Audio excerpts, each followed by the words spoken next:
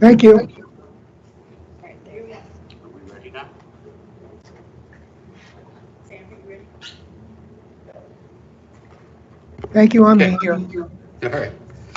All right, so this is a call to order of the first regular meeting for February of the Bridgeport Board of Education. Today is Tuesday, February 15th, and the time is 6:36 p.m. Mr. Secretary, would you call the roll? Yes, Sybil Allen, Here. Christine Baptiste Perez, Present. Albert Benahan, Present. Erica Castillo, Present. Michael Macaron, Present. Joseph Sokolovic, Present. Bobby Brown, Present. John Weldon, Present. and Joseph Lombard here.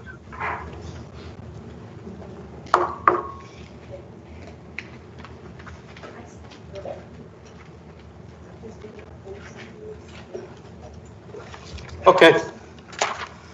You'd all stand for the Pledge of Allegiance.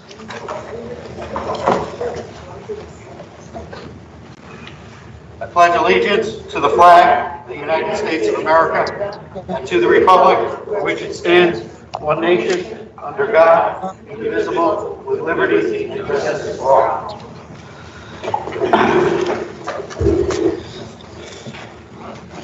All right, student representative reports. We have 3 reps here.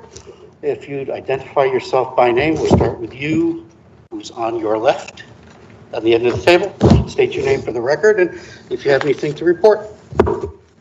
So my name is Avery Fleckner. I'm from Fairchild Wheeler IT and don't have much to report, but we are planning a couple things. So we're currently planning, hopefully, the pep rally will get pushed to March. We planned it in the winter and then COVID pushed it. So hopefully it'll be planned in March. We just had an open house last Thursday. One successful, ton of people came. We bragged about our school a lot. It was great. Okay, thank you. Next. My name is Alina Khan from Fairchild Wheeler Arrow. And currently we're planning a campus-wide Black History Month event. Whoever's participating remotely, if you'd mute yourself unless you're actively speaking. So we're planning a campus-wide Black History Month event that'll take place on the 24th. And one of our engineering and math teachers, David Viesto, he's been selected for a all-expense teacher training this summer at Walt Disney. And Walt Disney chooses 50 teachers nationally to partake in this. And if they're recognized as exceptional teachers that are passionate about their jobs, they get chosen. And one of our teachers, David Viesto, got chosen. So that's what we have to report at Arrow. Okay, thank you. And you? My name is Nyla Carter. I'm representing Bridgeport Military Academy. There was a couple of things that have been happening at our school.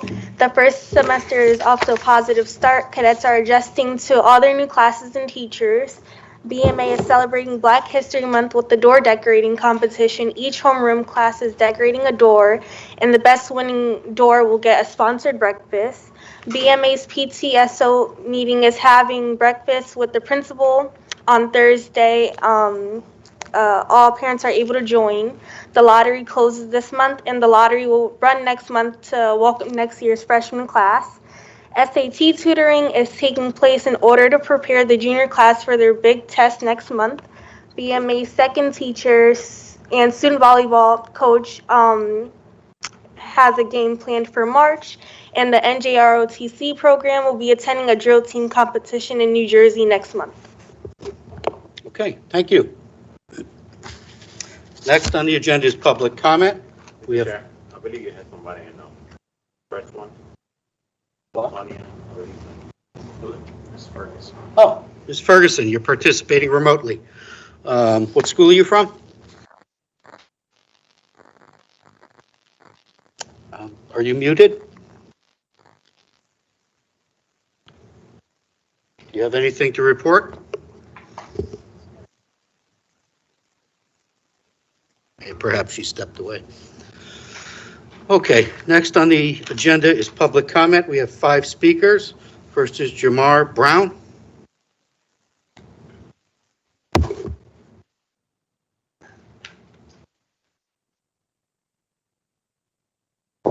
Peace and blessings. Excuse my back for everybody behind me. My name is Coach Jamar T. Brown. First and foremost, I'm not going to take too much of your time. I just thought it was relevant that I showed up to a Board of Ed meeting and I haven't been here in a few years. My original reason why I came is I thought a dream of mine for 18 years would have finally got accomplished with me coaching high school basketball in the city. I thought I was going to get the job for the Central Freshman. As of today, I have not heard from Human Resources. They went on and hired the coach already. The disrespect I was shown of how much as I've done in the community and sacrifice really hurt me. That was the main reason. Also, I passed out a flyer to the Board of Ed maybe about 2 months ago to get approved so it could go through our schools so we could get some young men and women in our program because we do great things. I haven't heard back from the Board of Ed. What I'm saying is, I don't badmouth anyone. A lot of people in here know exactly who I am, and they know my work. But the way I was treated by Central High School and the Board of Ed, I'm holding back tears now. I was so disappointed and so disrespected because if you knew you was gonna hire a coach that was there in the late 70s over a young man that actually worked with these young ladies, let me know. And I want to appreciate Miss Olga from Human Resources. She kept it respectful. She knew what was going on, but she couldn't tell me. So she'd tell me, Mr. Tim will call you back. And I'm going on a month right now, and I haven't heard anything.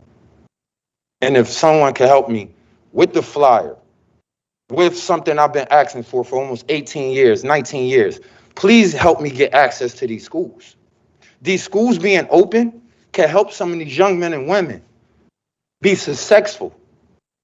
These city community, I owe the Bridgeport YMCA a large amount of money because I'm trying to keep this program open when the Bridgeport Board of Ed could obviously help us, help them somehow, some way. I apologize if I ran over my time. I just wanted to let you guys know about the first issue. And if this is not going to be my first meeting, I will be back because we definitely need access to the schools. Thank you. Thank you, sir. Well, Anna Batista.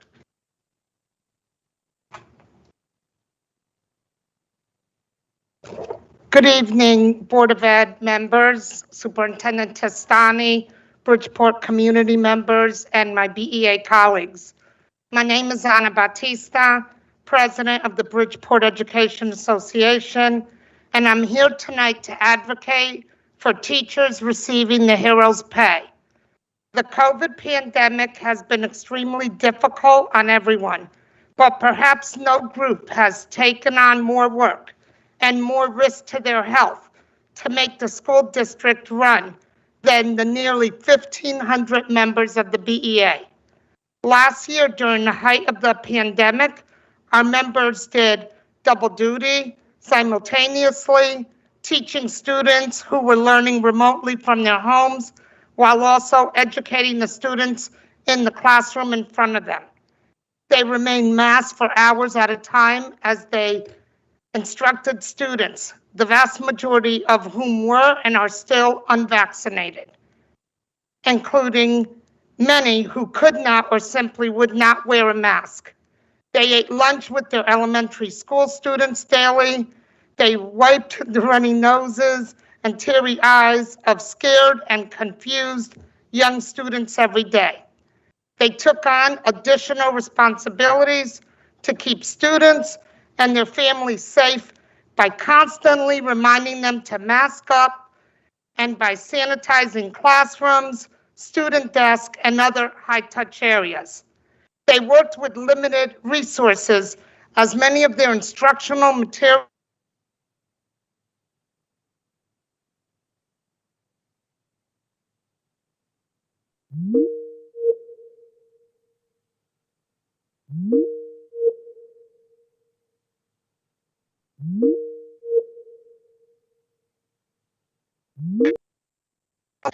While BOE meetings were Keep going, finish your statement. While BOE meetings were understandably held remotely, teachers were in their classrooms, working in person with children and colleagues, doing their best to minimize the educational harm caused by this insidious pandemic and to provide the educational environment our students need and deserve.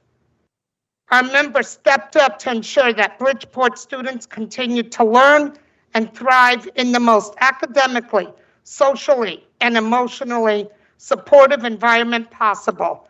And while they did not always do it fearlessly, they stepped up each and every day bravely and reliably and professionally. Now it's your turn to step up and demonstrate your appreciation for what all our members did over and over the norm during these unprecedented times. The BEA strongly supports the superintendent's proposal to reward Bridgeport teachers their heroes' pay. Thank you. And as I always say, we are Bridgeport strong. Thank you. Thank you, Ms. Baptiste. Joseph DeGroat. Yes, I was here just to yield my time to Ms. Batista. Thank you for letting her complete her. Thank you, Mr. DeGroat. Joanne Kennedy. No, I'll pass. Thank you. Okay. Dasha Spell. Here. Bill is not here. That's the last speaker. Public comment is concluded.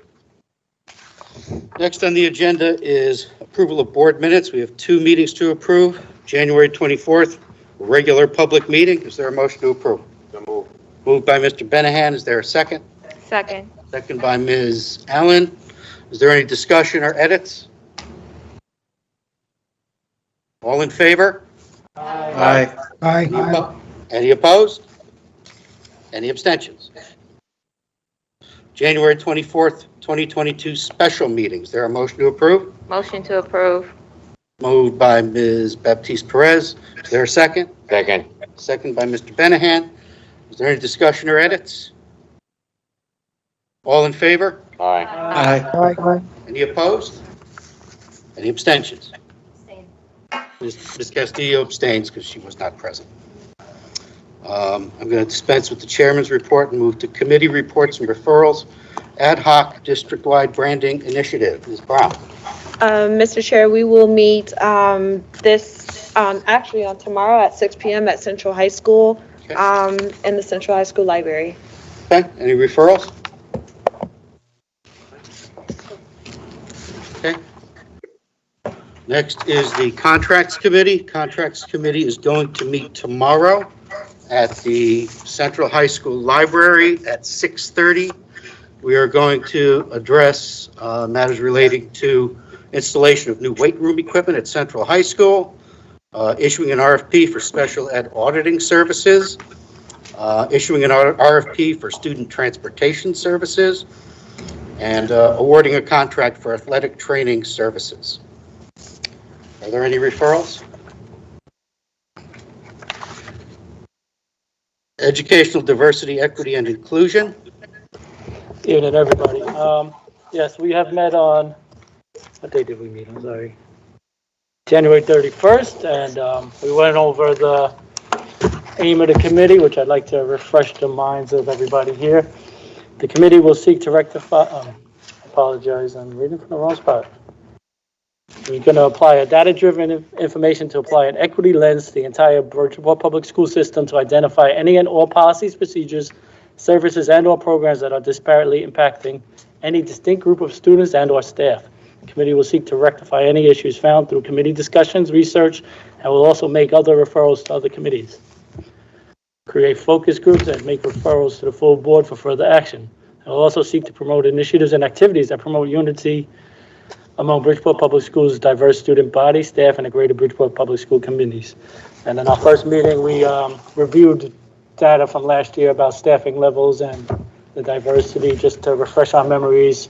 We have, just to bring everybody up to date again, we have a very wide gap between our Hispanic student population and our teaching population, which we need to try to rectify, and to a lesser extent, African-American students to African-American teachers is also in need of some help. And we also reviewed AB courses by student demographic. It's going to bear a further look. I got to break the data down a little more distinctly because some areas females were outpacing males, and some areas males were outpacing females in contrast to the top population, but that data wasn't given to us per student. I didn't ask for the data per student for distinct kids taking more than one AP course, so that balance may come back into play. And I'm looking forward to the work on this committee and doing great things that we may not ever see in our lifetimes, but they will matter in the end. Thank you. And the next meeting will be on February 26th to February 22nd. February 22nd, 6:30 at Central Library. Okay, any referrals? Nice job. Okay, Facilities Committee is going to meet on March 1st at 6:30 p.m. at Central High School. The agenda is currently being developed, is going to be based on items that have been requested in the recent past. Any further referrals? I have a referral. Okay. Pursuant to the article that was in the Connecticut Post from January 20, 2022, there's a concern regarding the HVAC system at Columbus School. And from that article I read, there's a concern that it's inhibiting students from learning if the classroom's cold and teachers and students can't focus based on the temperature. So if that can get looked into in facilities. HVAC at Columbus School. Okay. Any further referrals? Mr. Chair, I have another one. I would like to bring it into a committee facility with Mr. George Garcia. We have to talk and try to discuss about high school in Edison School. I know we spoke years back, but I would like to bring that back because I don't want parents to think like we want to close the school, something negative. We need to do better school for our children. So what we can do, what is the plan? I know Mr. Garcia, maybe they can bring us the update, what's going on with the schools. So I'd like to bring that to the committee, please. Okay. Anything else? Okay. Finance Committee? Yes, thank you. The Finance Committee met on the 26th, and most of the items are appearing on the agenda, so I won't trouble everybody with those. But one thing I want to lift up is recently the governor put out a revised budget request that impacts Bridgeport Public Schools to the tune of $1.5 million less than it's already in the budget. So we need to be mindful, and everybody here needs to get out, contact the governor and our state reps to increase the funding by maybe 1.5, 2.5, not cut funding, $1.5 million when we're in these dire straits. There's going to be a public hearing of the Education Budget Committee on Thursday, February 17th on the state level. So if anybody could tune into that, give testimony, it would be appreciated and very helpful. And our next meeting will be on February 23rd at 6 p.m. Central Library. Okay. Any referrals? Yes, Mr. Chair, I have one, and I believe we spoke about that, but I want to be sure for the record. Remember, we talked about the monetary contribution for the charter school? Okay. So please, be sure it's in an agenda for. Thank you, sir. All right. Governance Committee met on February 10th. We had a discussion with the Make the Road Connecticut Youth Group regarding student transportation. And we had discussion regarding the high school magnet policy and the policy related to public comment. The next meeting, no action was taken. The next meeting will be on March 7th at 6:30 at Central High School, and we'll continue to work on those two policies. Are there any referrals? Okay. Personnel Committee. Personnel Committee is going to be held on February 24th at 5:15 at Central High School Library.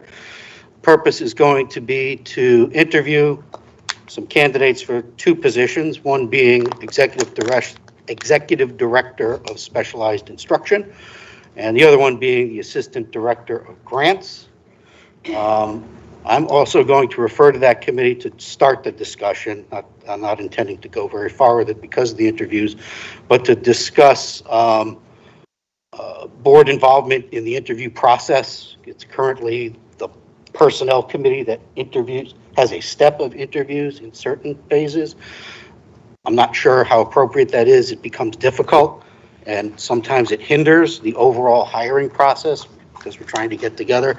So I'd like to see how we can continue some level of board involvement while we do it in a way that doesn't negatively impact the overall hiring process. So we'll start that discussion there. Are there any referrals? Okay. Students and families. Thank you, Mr. Chair. Student family, we're supposed to meet the 17th, but Mr. Testani informed me that the staff want to have some meetings. So some staff that cannot be in my committee. So I was wondering for the next week, I have to talk with my committee to see what day next week between Monday, Tuesday. You know, I have to check the day. I know some chairs have another meeting too, so we can have it. But we have a meeting the 27th already. And really a meeting, and I want to be sure for the record and know that Mr. Testani Novi, I spoke to that we have, and now when I search and when I ask for information, it very obviously, Mr. Chair and everyone, that this information that we have here is about the budget, how the PAC and PTAs are using the money, how to spend the money, who's the vendors, and how to educate our parents. We have some situations that they are not spending the money correctly. And I've already spoke to Mr. Testani that we're going to try to do some workshop for the leaders, how and where and how they can spend the money for our parents. It's very sad that they're not reported exactly, and sometimes they don't report it with the principals how to work together. So in that situation, me and Testani, we're trying to do something to work together so all these PAC leaders understand how to spend the money. So the next meeting, I have to contact with my committee to see what day exactly for next week, and I will email everyone to let them know. That's it, Mr. Chair. Thank you. Any referrals? Okay. Teaching and learning? Yes, the Teaching and Learning Committee has not met in the interim, and as tonight was the regularly scheduled meeting, I am in search of a new date for this, and I got to confer with my committee members to come up with an alternate date. Okay. Any referrals? Superintendent's report. Thank you, Mr. Chair. Excuse me. Just one item I'd like to report because I know that we have three extremely critical items that need to be discussed tonight. But I just wanted to say the Bridgeport Public Schools were asked today to participate and present at the Social Emotional Learning Collaboration of the Connecticut State Department of Ed, as well as three other districts on the efforts being done on behalf of students and families here in the Bridgeport Public Schools in response to social emotional learning. So it was a great honor. I want to say thank you to Ms. Roca Reyes and Ms. Stevens, who did an excellent job presenting alongside of me. And we also had an audience of legislators that participated in the collaborative who raised some great questions in terms of sustainability when it came to the efforts that we've implemented as a result of ESSER and ARP ESSER funds. So it was an excellent opportunity to garner support amongst the legislative body to advocate on our behalf for funding so that these are sustainable items that we can continue beyond September 30th of 2024. But it was an honor to be able to present today on all the things that we've been able to accomplish and that we have in place. But I think, as I mentioned, it was also an opportunity and a forum to garner advocacy on behalf of the district amongst our legislative branch and also our community advocates across the state of Connecticut. Other than that, I know that the three items under new business really are the main focus for tonight's meeting. Okay, I'll ask first though. Does anyone have any questions for Mr. Testani? Okay. Old business, there's none to be transacted. New business. The first item is discussion and possible action on fiscal year 2022-2023 MBR increase request. Is there going to be a PowerPoint presentation or? Yeah, Ms. Siegel is on. I'm not sure. I mean, I think it was extremely helpful that, at the Finance Committee meeting, we provided a lot of information similar to years past. I think the main objective is the MBR increase, the budget request of the city this year was increased. I believe Ms. Baptiste Perez made a motion to increase that request to the city to properly fund the Bridgeport Public Schools for the 22-23 school year. And that is really the main focus. If you'd like to go, I know many of you participated in the Finance Committee meeting. But what was the increased dollar amount? I believe it was $8.5 million. From 6 million. From the 6 million that was originally proposed in the budget request draft. So that is what's going to be presented tonight. Okay. Ms. Siegel, do you want to? Yes, good evening. I have shared my screen, but I'm not seeing the PowerPoint on your screen. Okay, they're working on it. Give them a minute.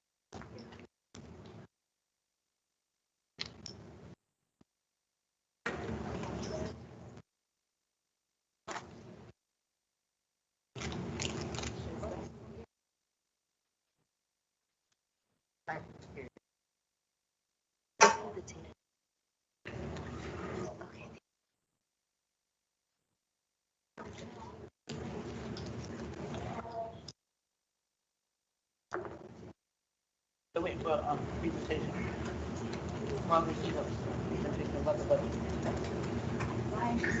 Change here.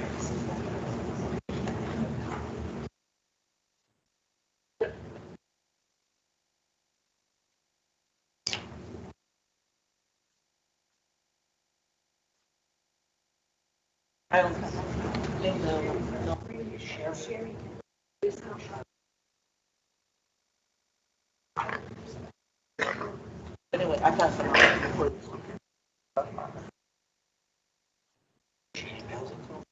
I want yeah.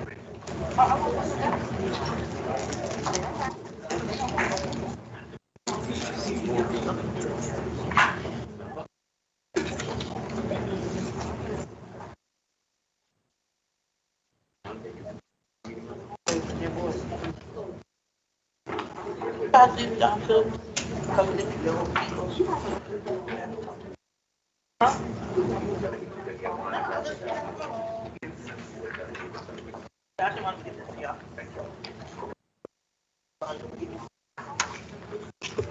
what's happening is, this is being shared to the internet, but it's not able to be shared to this room at this point.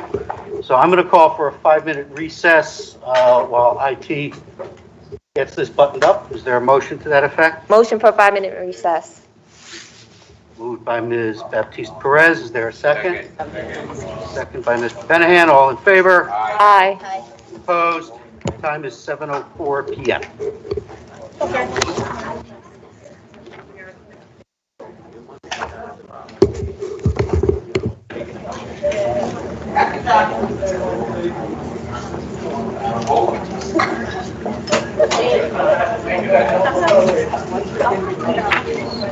Come, Dasha.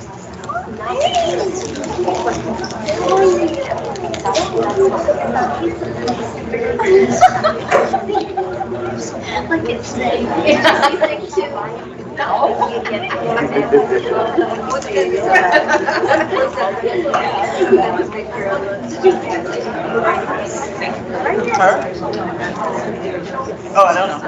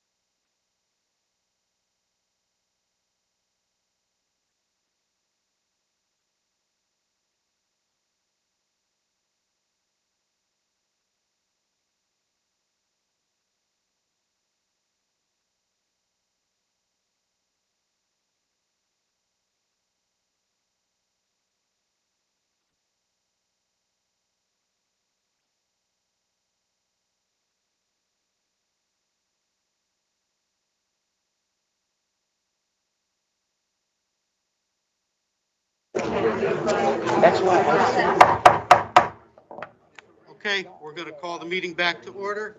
Advise. Calling the meeting back to order. Are we all set, Sam?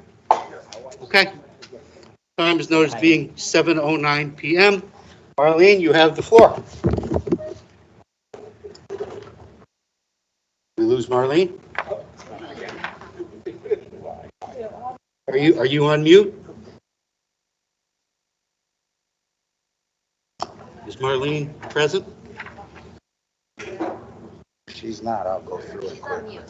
Are you, Marlene, you need to unmute yourself. Can you unmute her? She has to. Ms. Siegel, you are muted. Can you unmute yourself?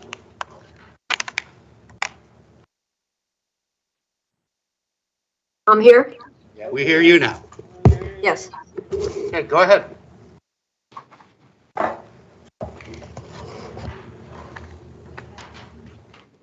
All right, good evening.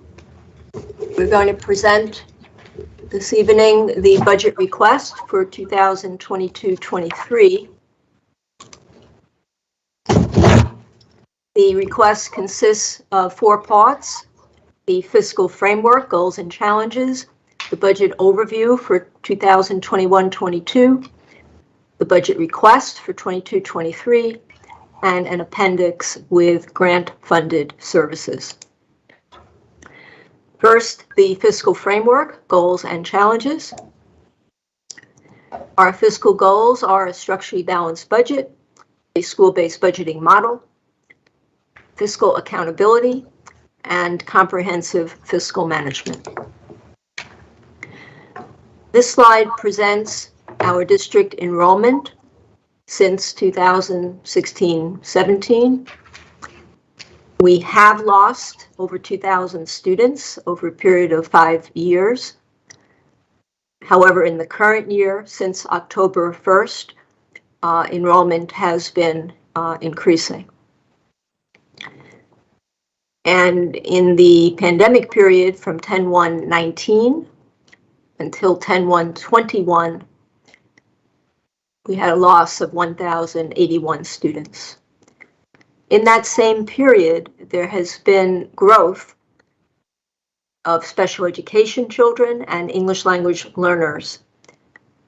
Both groups require intensive services, and intensive services have lower student to staff ratios, which in turn have higher cost factors.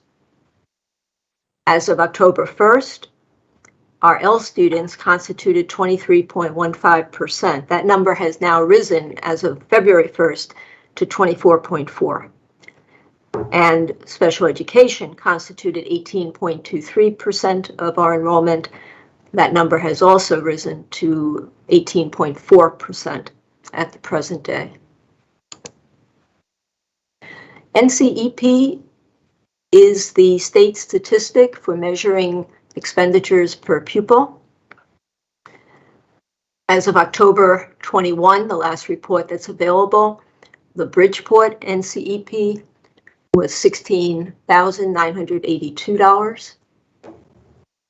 And of 166 Connecticut school districts, ranked from highest to lowest, Bridgeport is number 144. The top section of the slide shows our 4 peer districts, 5 districts listed inclusive of Bridgeport. And for the first time since I've been in the district, Bridgeport is not the lowest among the 5. It has finally exceeded Waterbury by a slight amount.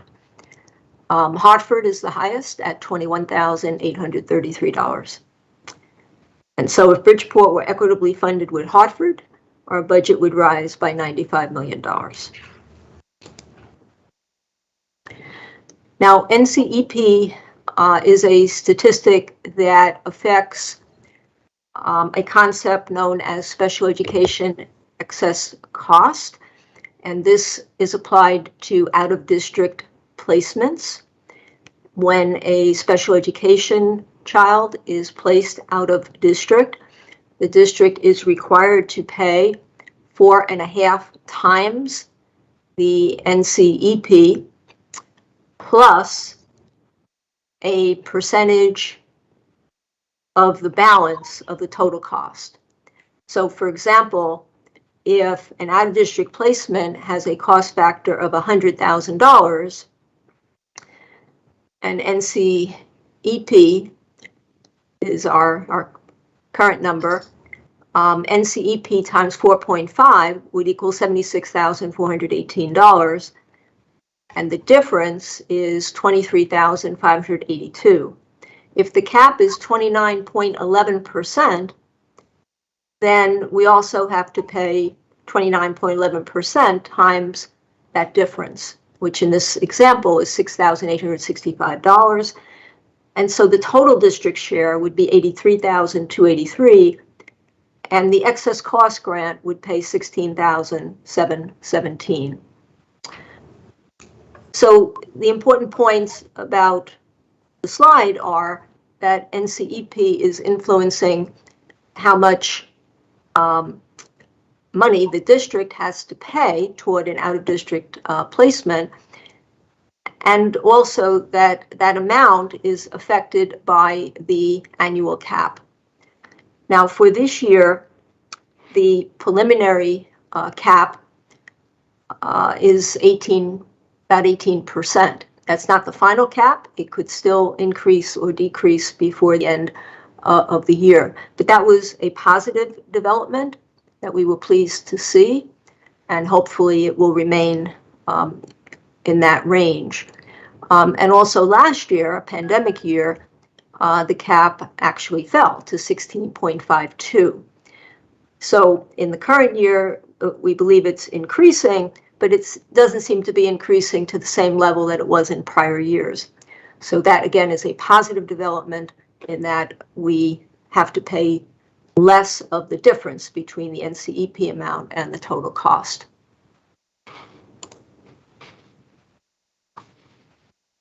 Now, special education, based on the 2021 Education Finance System report, known as EFS, constituted 26.87% of the total budget, and over $90 million was spent on special education.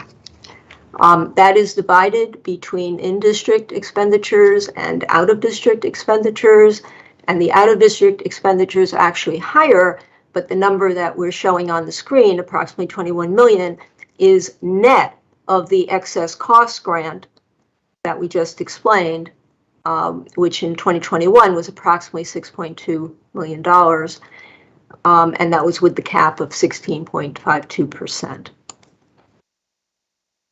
Now we have a school allocation model. It consists of 4 parts: a position allocation, which is built on equitable and uniform staffing formulas with consideration for school-specific needs.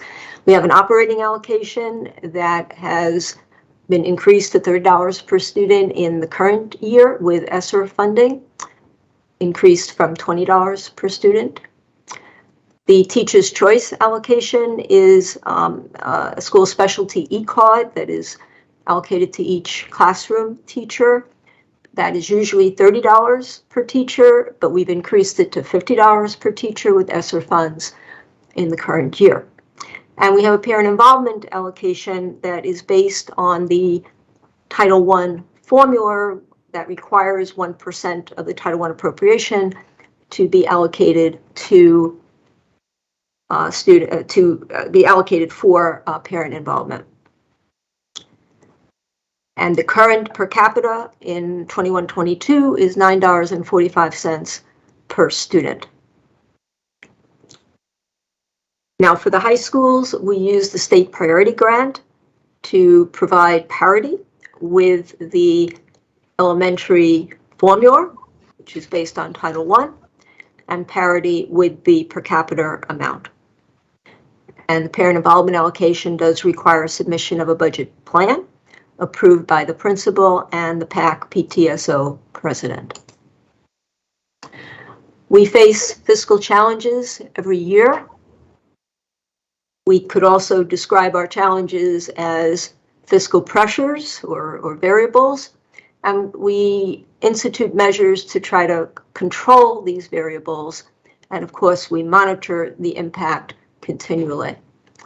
And those variables include utility costs, legal services, transportation, benefits for personnel, absence coverage, and of course, special education and English language learner services, which, as I mentioned earlier, have lower student to staff ratios and in general require more intensive educational services. This slide presents some examples of cost control management that we have utilized and are still in place. Our prior transportation contract, I say prior because the contract, while it's in effect for this year, will be expiring as of June 30th, 2022, and we will be presenting to the Contracts Committee tomorrow an RFP for a new contract. But we did negotiate previously very low inflationary rates in that contract, as you can see on the screen. We also have recently renegotiated our contract with Xerox to obtain new equipment and to ensure that every school has a color MFD, a multifunction device, in the main office. And we negotiated very competitive rates with our substitute staffing services. And of course, the facilities department continues to institute energy conservation measures. Now, our transportation costs last year, 2021, amounted to approximately $20.2 million, but that was a pandemic year. In the current year, with in-person instruction resuming fully, we are projecting over $22 million. And so the expenses are rising in alignment with the pre-pandemic years and in alignment with the services that are being provided. This slide illustrates our core curriculum renewal cycle. The curriculum programs are critical, of course, to the educational process, and we are focused on optimizing our fiscal resources to meet the core academic objectives. And we include this slide to illustrate the cost factors for updating or renewing a curriculum program. And you can see on the first line that Reading Wonders for 4 grades, K1, 2, and 3, introduced in 1920 with a 6-year program, was almost $1.2 million. We're operating on a cycle that is described as pay as you go, meaning that in each year we have 1 or 2 renewal initiatives, and the intent is to ensure that the cost in each year is affordable, and in that way, curriculum can be renewed consistently as new knowledge and new techniques become available. And now we'll move on to part 2, and I'll do a brief overview of the 21-22 budget. So in 21-22, we have an operating budget of approximately $260 million. We did receive in 21-22 from the city an additional $2 million, and from the state in the Alliance ECS grant an additional $1,530,063. The city share is 27.3% and the state share 72.7%. We have major federal and state grants that are part of our comprehensive financial and educational plan, and therefore those grants are listed. On the federal side, Title I, of course, would be included, and IDEA. IDEA is the federal grant for special education. It covers mandated special education services. That is one of the few grants that does not have a requirement for supplemental services. It actually covers mandated services. And on the state side, we have our state priority grant, the state bilingual grant, and the magnet school grants. Now, the priority grant has been reduced over the last few years. Title I has been increasing, but Title I is based on enrollment. It's usually a year or two behind. So we're remaining hopeful that we will not be impacted next year, but there is the possibility of being impacted as a result of reduced enrollment. So on the next slide, we illustrate the enrollment trends and implications. And here again, it's important to understand that while enrollment has declined overall in the district, and as I indicated earlier, we are seeing some growth of a few hundred students in the current year since October 1st. We don't know whether that trend will hold, but we think that it may. But concurrently, special education and L students have been growing.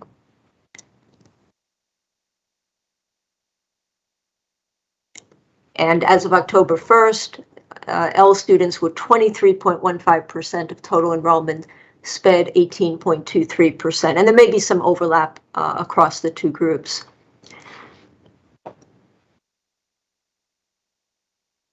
So we are concerned about the Alliance ECS grant, and I'll have more to say about that when we discuss 22-23. The priority grant has been reduced by $1.9 million over 7 years and $78,131 in the current year, 21-22.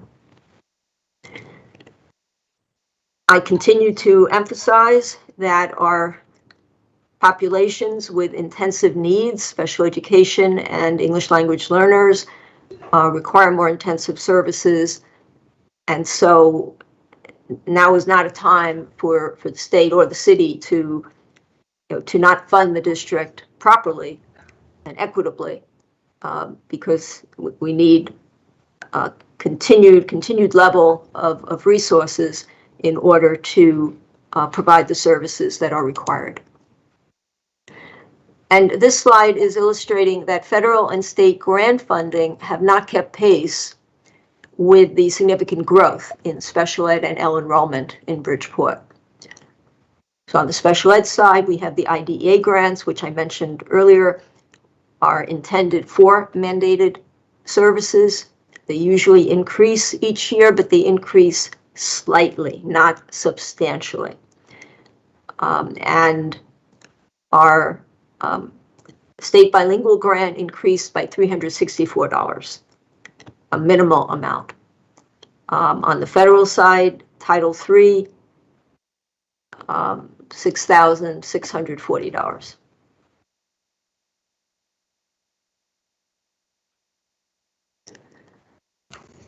This slide illustrates how the operating budget is divided between the city and the state. The city 27.3%, the state 72.7%.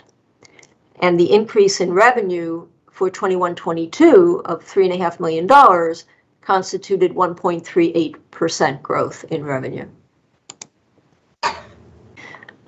This slide illustrates the growth in revenue over a period of 7 years, and the average per year was 1.17%. Clearly, that's insufficient to keep pace with escalating costs after taking into account our ongoing focused efforts at cost control and management. Now, a discussion of funding would not be complete without mention of our ESSER grants, ESSER 2 and ARP ESSER. These grants constitute a one-time infusion of federal resources. We expect that these grants, when they end on September 30th, 2024, will not be renewed. There's absolutely no reason to believe at this point in time that there will be additional grants to follow of the same type. And so they constitute a one-time infusion, and they have been provided to the district to support supplemental services that focus on learning recovery, acceleration, and enrichment, as well as the other purposes listed. And the slide illustrates the types of services that we are providing. So now we'll move on to part 3, which is the 22-23 operating budget request. And here again, we see the pie chart. On top, the operating budget. On the bottom, the major federal and state grants that are part of our comprehensive financial and educational plan. And our monetary need is $18 million. We're requesting $8.5 million from the city. We were expecting $1.5 million from the state, and the GAP plan would then cover $8 million. Now, a word about the state expectation. So last Friday, we learned that the governor submitted his proposed budget, which has recommended adjustments to the biennial budget. The biennial budget specified that Bridgeport would receive another $1.5 million, same amount as in 21-22 in 22-23. And that is the number that we have been incorporating into our plan. The governor proposed reducing that to about $11,000. So the gap is $1.5 million. There's now a shortfall of $1.5 million in the plan, unless the state legislature, beginning with the General Assembly, decide to restore it. And so the superintendent and I have had discussions, and a letter has been prepared. Superintendent, I'm sure, will comment on the status of that letter. But we are going to remain optimistic that the General Assembly will not accept the amendments proposed by the governor and will hopefully restore the Alliance ECS amount to the $1.5 million specified in the biennial budget that was approved in 2021. Now, this slide illustrates the distribution of funds across the $18 million monetary need. And you can see that collective bargaining alone is projected at over $5 million. Health insurance is projected at a 6% growth rate, approximately $3.3 million. And MRF, which is the retirement plan for non-certified staff, is expected to be 20.2%. We have not received the final determination of the MRF percentage for next year, but we have been advised to plan on 20.2%. So that would be increased from 19.05% in the current year. So we're projecting approximately $1 million to account for the birth increase. And then we always include an increase for special education escalated costs. Our transportation contract, as I mentioned, is expiring June 30th. We're going to issue an RFP after board approval, and we expect to have a new contract in place by July 1st. We don't know what the percentage will be, but for budgeting purposes, we have to incorporate a percentage. And so we're incorporating 3.5% into the plan. Now, keep in mind that we have been able to realize savings over the last 2 years, and we placed the savings into our internal service fund. So those funds are on deposit, available for withdrawal. And even before those deposits, we were carrying forward $2 million, which was a surplus in the internal service fund prior to the 18-19 fiscal year. And that's also known as pre-Connecticut Partnership, because that was the year in which the Connecticut Partnership Health Plan was initiated.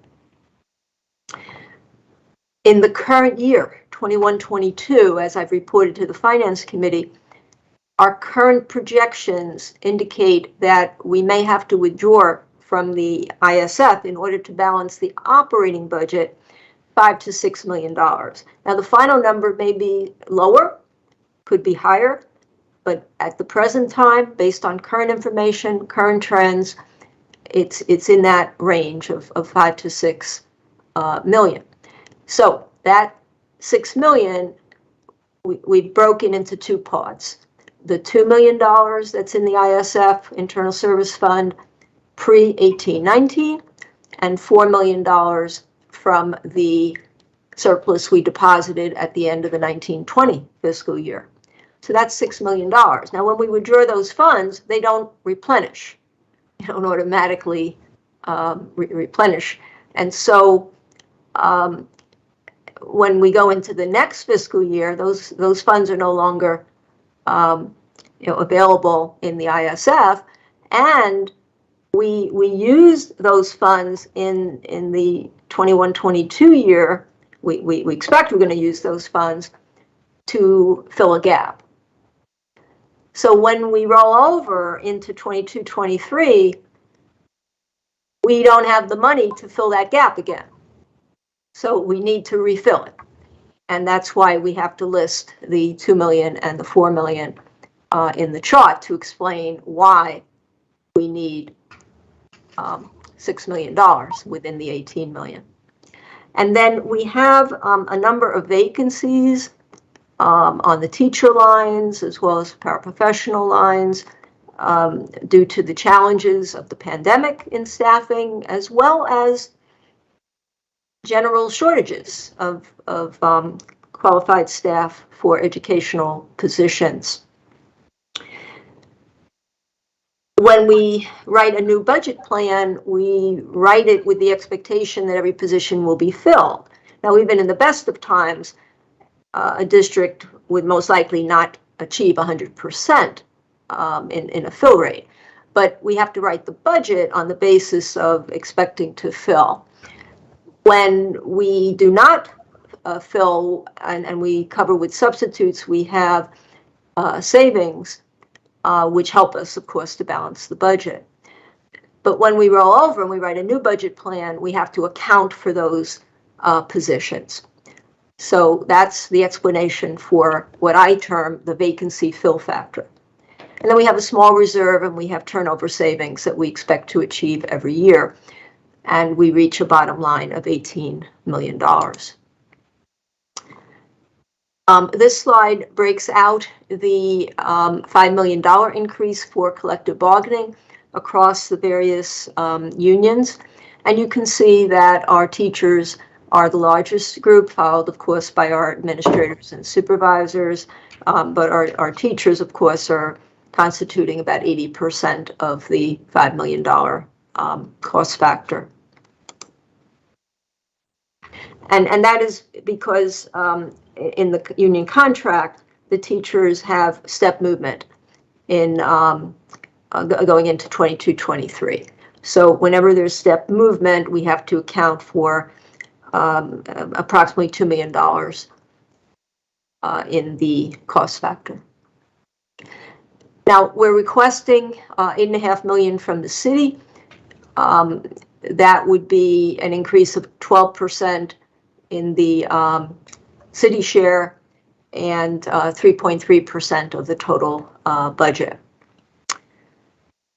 And that 8.5%, as you saw on the other screen, would contribute partially to all the non-discretionary costs, the salary increases, health insurance, and MERF growth. So it's approximately equal, not the total amount, but very close to it.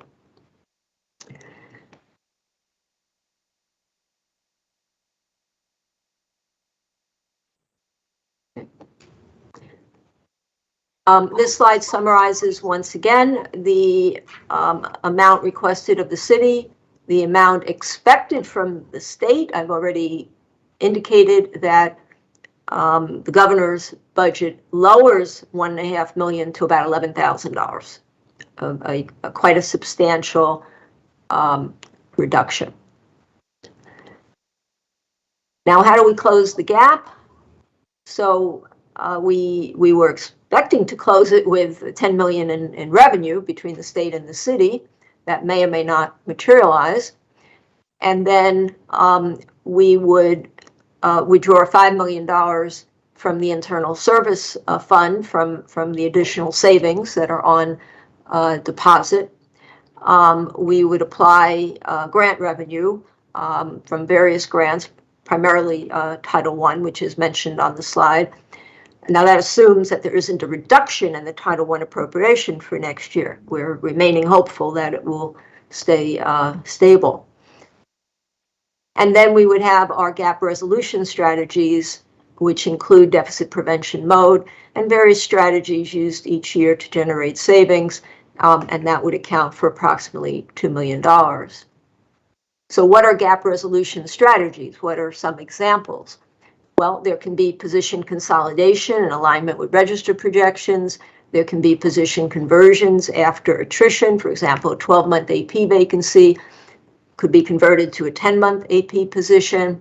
There can be position and program adjustments that perhaps can generate savings without having any negative impact on programmatic services or outcomes through operational efficiencies.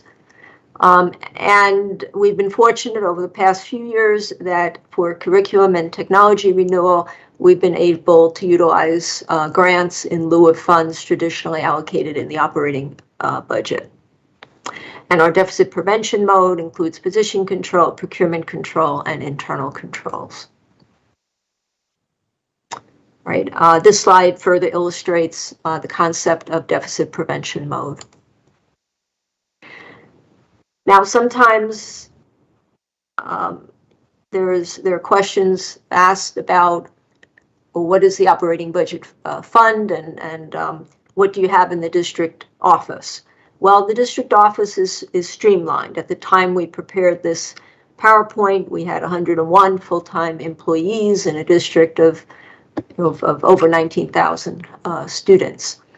And the intention of this slide is to illustrate that we're providing basic services, core services, in a streamlined, highly efficient manner. And the next few slides have bar graphs which illustrate various components of the operating budget. So on this slide, you can see how the total budget using the chart of accounts in Munis, which divides expenditures into instruction support, student support, administration, and administrative support services, how it's divided, and of course, instruction and instructional support and student support are close to 80%. Now, what do administrative support services comprise? And you can see the components on the screen: business, facilities, HR, payroll, people services, security, transportation, and then technology and student data. And not surprisingly, facilities and transportation are the highest components, followed by security and then technology and student data. And finally, it's important to understand the amount spent on benefits. And benefits are not just health insurance. In the area of health insurance, of course, we not only have to provide for active employees, but we provide for retirees, paying our premium core share of the premium.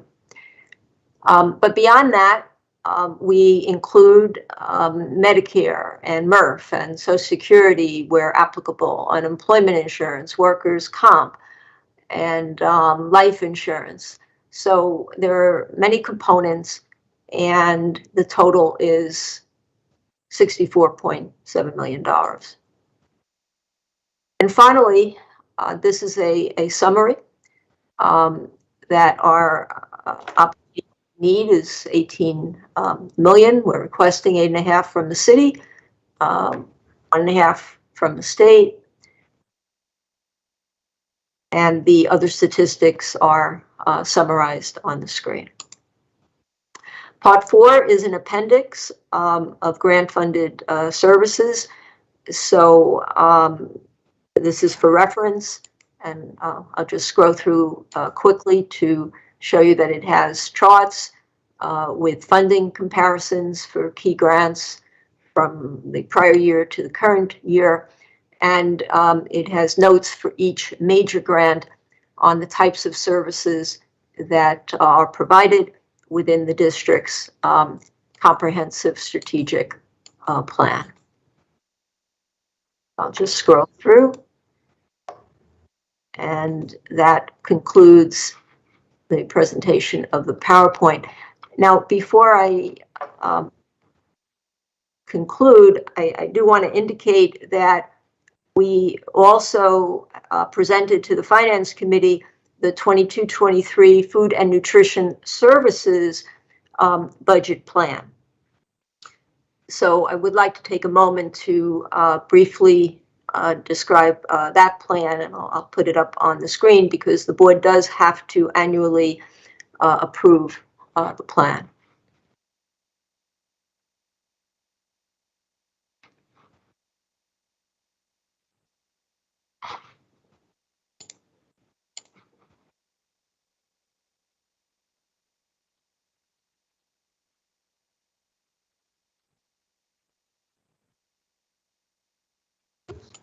Okay, are you? Can you? Oh, okay, go ahead. Yeah, thank you. And I'll be brief. So the Food and Nutrition Services budget is comprised solely of federal and state funding. And we spend up to the amount of revenue received. The district does not provide any additional funding. In order to set up a budget in the financial system, Munis, we have to request annually the city to set up a number. And the goal for us is to request a number that will always be higher than the amount of actual revenue. Why? Because by requesting a number that's higher, we know that we can schedule the budget easily. And we also place a projection of unrealized revenue on a separate line. So I just want to emphasize at the outset that we spend only up to the amount of actual revenue received. We monitor the budget continually, and we make certain that we place a portion of the total on an unrealized revenue line, and we monitor that line so that we can increase it or decrease it depending upon actual revenue. And so The number that we are requesting be established for next year, 22-23, is in yellow in this document, which we provided to the board, and that is $22,683. And how does that compare with the number in the current year? Well, the number in the current year is $20,431,353. So that is an increase of $1,569,330. Now, in the current year, we're not going to achieve $20,431,353. We are projecting, or at the time we prepared this document, we were projecting this number that I'm pointing to, which is approximately 19.3 million. Now, the actual revenue may be 19.5, it may be 19.7, but at that point in time, we were projecting around 19.3 in revenue. But I'd like everyone to understand that that 19.3 also includes 2 one-time allocations, which we expect not to be repeated in subsequent years, where we would certainly be delighted if they were repeated, but at this point, we don't have information to give us any level of assurance that there will be a repetition of these allocations next year. But these allocations were called the Federal Emergency Meal Reimbursement Allocation and the Pandemic Local Level Cost Grant. And the first one is almost 1.6 million. And the second was $38 million, so substantial amounts.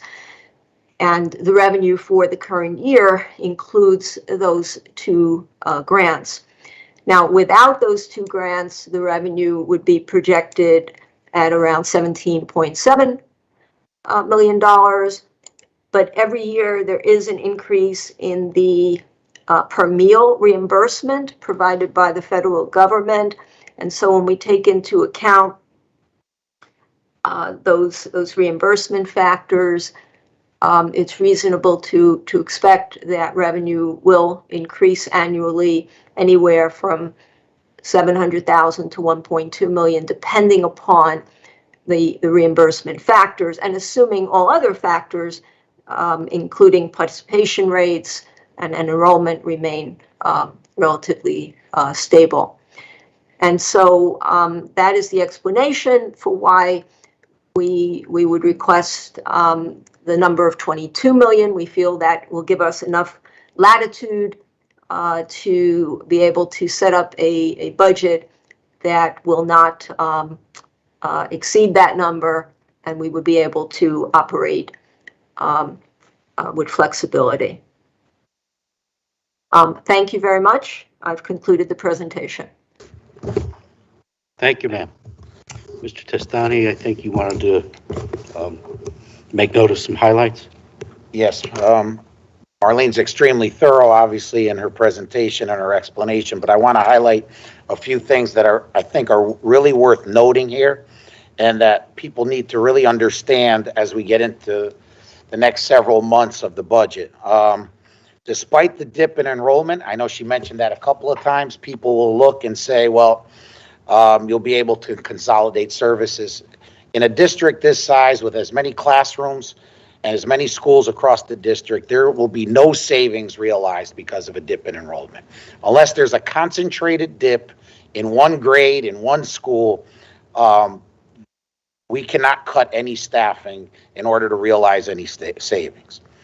Second point, I've heard this already a number of times from some of our officials that, oh, you have a ton of money from the federal government. This is not designed to supplant. These are funds to provide additional services and support to students and families due to the impact of the COVID-19 pandemic, period. So when you hear that out there, oh, there's all this money out there.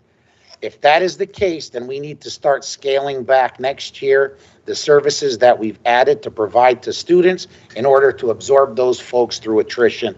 If not, we are going to lay those folks off, and we are already in a critical position. It is borderline crisis when it comes to staff.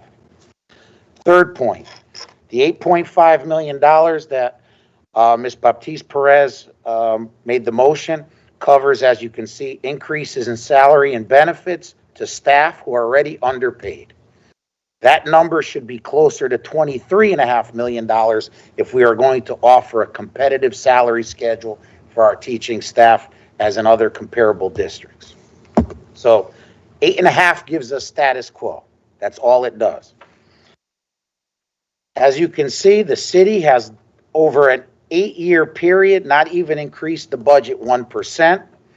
When I talk to my colleagues across the state, the average increase that these folks are asking for from their local municipality are anywhere from 4 to 6%. This year, because of the COVID, we're seeing numbers up to 7 and 8%. And they will get that. They will get that. Will we get 12%? Probably not. But we at least deserve a competitive increase in order for us to start to begin to close the gap here in Bridgeport. As was mentioned, almost a $1.5 million decrease in the proposed budget of the governor. He got mad at me the last time, and he'll get mad at me again. This is an election year. November is an election year. People in Bridgeport elect the governor. Bridgeport, Hartford, New Haven, they elect the governor. All the other towns do not bring in the Democratic vote for the governor. So if he will not support Bridgeport, Bridgeport shouldn't support him. Now, I did send a letter, an email to our city council folks when I got the information on what that impact would be on his proposed budget to our delegation. I did hear back from Representative Philippe. He is up there and he is acknowledging a fight. But our city council folks need to be held accountable as well. Crickets. Now, I can't say. I got one response from a former board member who is now on the city council. Other than that, crickets. So again, this needs to happen. I don't know what else to say. I mean, this will maintain status quo. As we presented this afternoon, we added 11 school counselors to a depleted staff here in the district. Newtown High School has more school counselors in one high school than we have at Central, Harding, and Bassett combined. We added 10 social workers. We need these social workers. We added other behavioral supports and clinicians that we desperately need to continue behind ESSER funding. So it's time we make some noise. I know why everybody's here tonight, and I appreciate that, and I support you, but now you need to support us. We need to get a little louder because Bridgeport doesn't make the decisions. Our delegation is not the ones who are going to vote on the budget up at the state. Whether you live in Bridgeport, Hartford, New Haven, Old Saybrook, those are the folks that make ultimately the decisions that will swing the votes. So we all need to band together for Bridgeport. And that's where I'll end. Okay, well articulated. Thank you. Does anyone have any questions? I know a lot of you were at the Finance Committee meeting. Okay. So the Finance Committee has recommended that we... Yeah, I'm sorry. Yeah, Okay, I just saw somebody else was going to ask a question. What? Yeah, as far as the internal service fund, Ms. Siegel, why don't we spend it down to zero and leave nothing in there? That's one of the questions that have been asked, that we've got all this extra money in the internal service fund, yet we don't spend it. I pretty much know why, but can you explain it so other people can understand on our city council and funding levels? Well, I wouldn't describe it that way. The internal service fund is the fund that pays the costs of health insurance and workers' compensation and all of the various fees associated with maintenance of the Connecticut Partnership Plan, as well as the administration for workers' compensation. So that is the purpose of what is known as the Internal Service Fund. Now, prior to 1819, which is the year when the Connecticut Partnership was instituted, there was a surplus in that fund of about $2 million. But that was at a time when health insurance was self-funded. And the surplus resulted because the expenditures were less than revenue. With the Connecticut Partnership, we are not self-funding. We pay one fee, a premium, depending upon the health insurance class for each individual who's covered. So we're no longer self-insured. So the first component that I have spoken about in the Internal Service Fund that provides resources to us would be that $2 million surplus. Now, keep in mind that we're also funding workers' comp, and we make contributions for workers' compensation. And there's always possibility that workers' comp claims will exceed the amount of revenue, meaning the amount of money that we are contributing. And in that case, there can be a shortfall. So we always want the Internal Service Fund to fulfill its primary purpose. Its primary purpose is it exists to pay for health insurance and workers' compensation insurance. And so there always should be there should always be surplus or reserve funds in that account. But in terms of the surplus that exists, we had that $2 million that I've spoken about over the last several years. And then at the end of 1920 and at the end of 2021, we were fortunately able to realize savings due to the modes of operation that were in place as a result of the pandemic. And at the present time, as I reported to the Finance Committee, inclusive of the $2 million, that's the pre-1819 amount, inclusive of that $2 million, there's a total of about $20 million. Now, we need those funds in the current year so that we can close the gap in the operating budget. We returned to full in-person instruction. We are operating in 21-22 as we did in pre-pandemic years. And we cannot use ESSER grants to cover basic operating costs. And so the operating budget has a deficit. It has a deficit currently that is projected at 5 to 6 million. As I mentioned, the final amount may be less than 5 million. It may be more than 6. But we operate on reasonable fiscal projections, and right now the projection is 5 to 6 million. So the 20 million is going to be reduced by what we are projecting is 5 to 6 million. It'll be reduced by the actual number at the end of the year when we close. But theoretically, based on the projection, 20 million would be reduced by 6. Now that would leave 14 million. Well, in 22-23, we have to cover the 6 million that we no longer have in the operating budget. And we have escalated costs that may not be covered by new revenue from the state and or the city. And so we may need to extract from the Internal Service Fund in 22-23, $12 million or a higher number.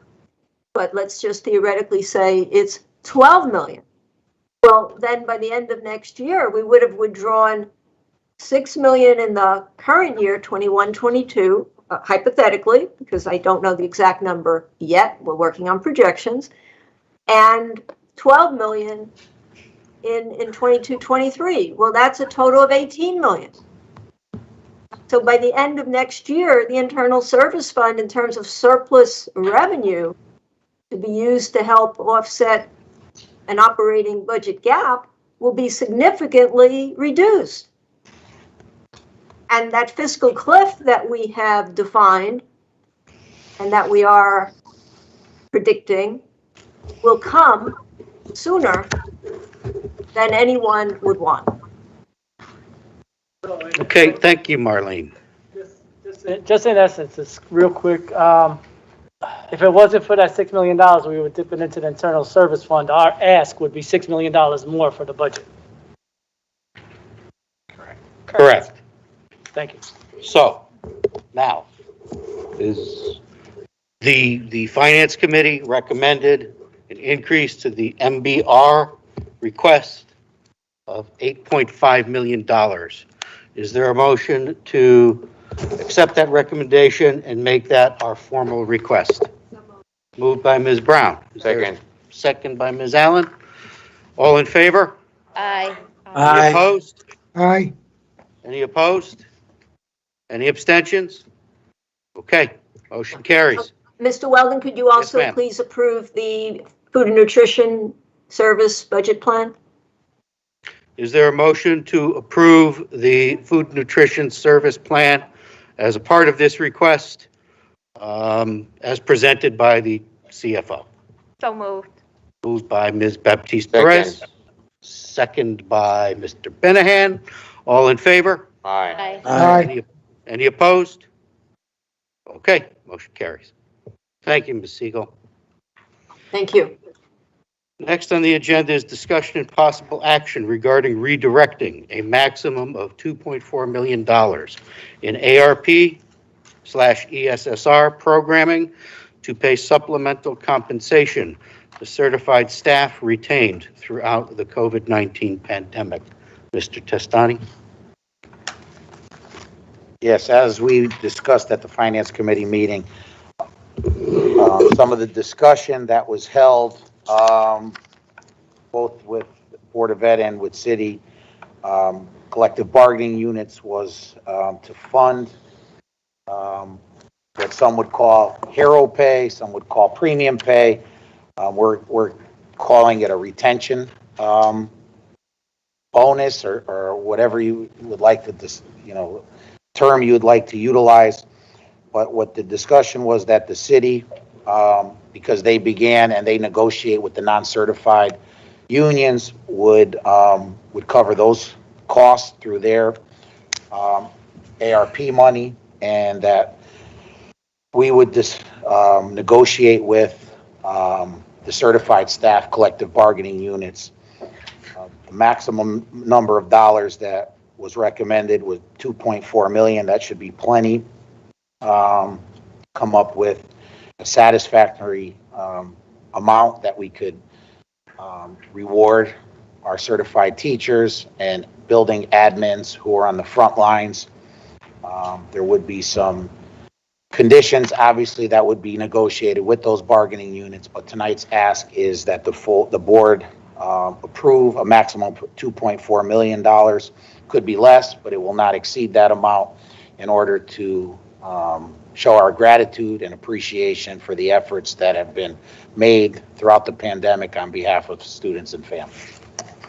So when this discussion initially came up, it was my understanding that this is not actually a negotiation, but you're asking us to approve obligating a maximum of $2.4 million in this funding for this purpose. And it's my understanding that there would be certain parameters, such as,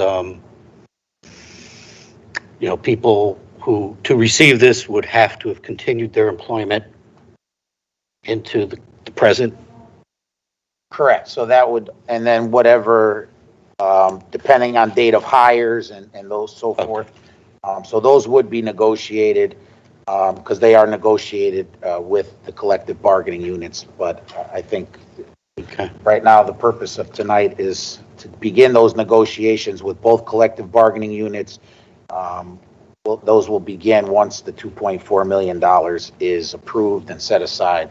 So what type of items would be negotiated? The parameters in which who would qualify to receive those and how much.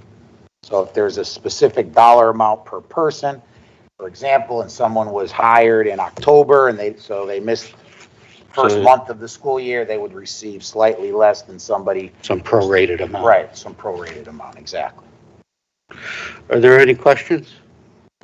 Yeah, Okay, Mr. Benningham? yeah, thank you. Mrs. Dunning, I want to be sure the $2.4 million, our missing staff they're gonna receive, it's exactly, that's the amount will be, whatever, like you say, whoever will receive the money. Of course, we're not gonna pay for people that don't show up, but that's exactly that the amount is gonna, for them, $2.4 million exactly? It's Depending not on, something more, nothing less? that would give sufficient funds to cover everyone who would qualify. It may be less, it won't exceed that amount. And that money exactly is for them, it's not for something else? That's my question for you, it's for the Goes employees, directly- whoever worked for them, for that time? It goes directly to the employee. Okay, Okay. that's my question. Mr. Galloway? Yes. We discussed at the meeting, I believe, $1,500 cap per employee. Correct. And, our employees, yes, we all deserve this, but it's important to note that we're not dealing with monopoly money. These are real dollars that have impacts. Yes, teachers are great. We need to retain you. You need to reward you. But we need to realize these are real dollars, and real dollars can only be spent one time on one thing at a time. So that's why I was a little charged when it was brought to us, because it was brought to us almost as a finished product, basically, because the city negotiated in the beginning, and then we got hit with it. So it's just very frustrating to see people thinking about these dollars as they're a limitless supply that can be used for limitless uses. And we're coming to a head where we gotta face the music. One day the money's gonna run out, and this fiscal cliff everybody sees, we're gonna fall off. So I believe y'all deserve this money. I'm gonna vote to approve this money, but we need to understand it is not monopoly money. It is not fake money. With the $1,500 cap, I'm expecting if all the money's not used, it be recirculated back into programming for our children. And I don't think anybody should have a problem with that. That's all I have. My interpretation of this is that this is a not to exceed amount. It's not a fixed amount being committed. Correct. If when you finalize all the details of who gets what based on what prorated basis, and it turns out to be 2.2 million, then that's just going to be the number. Correct.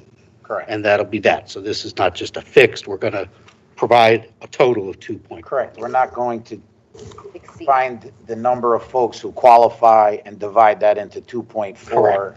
That's not how it works.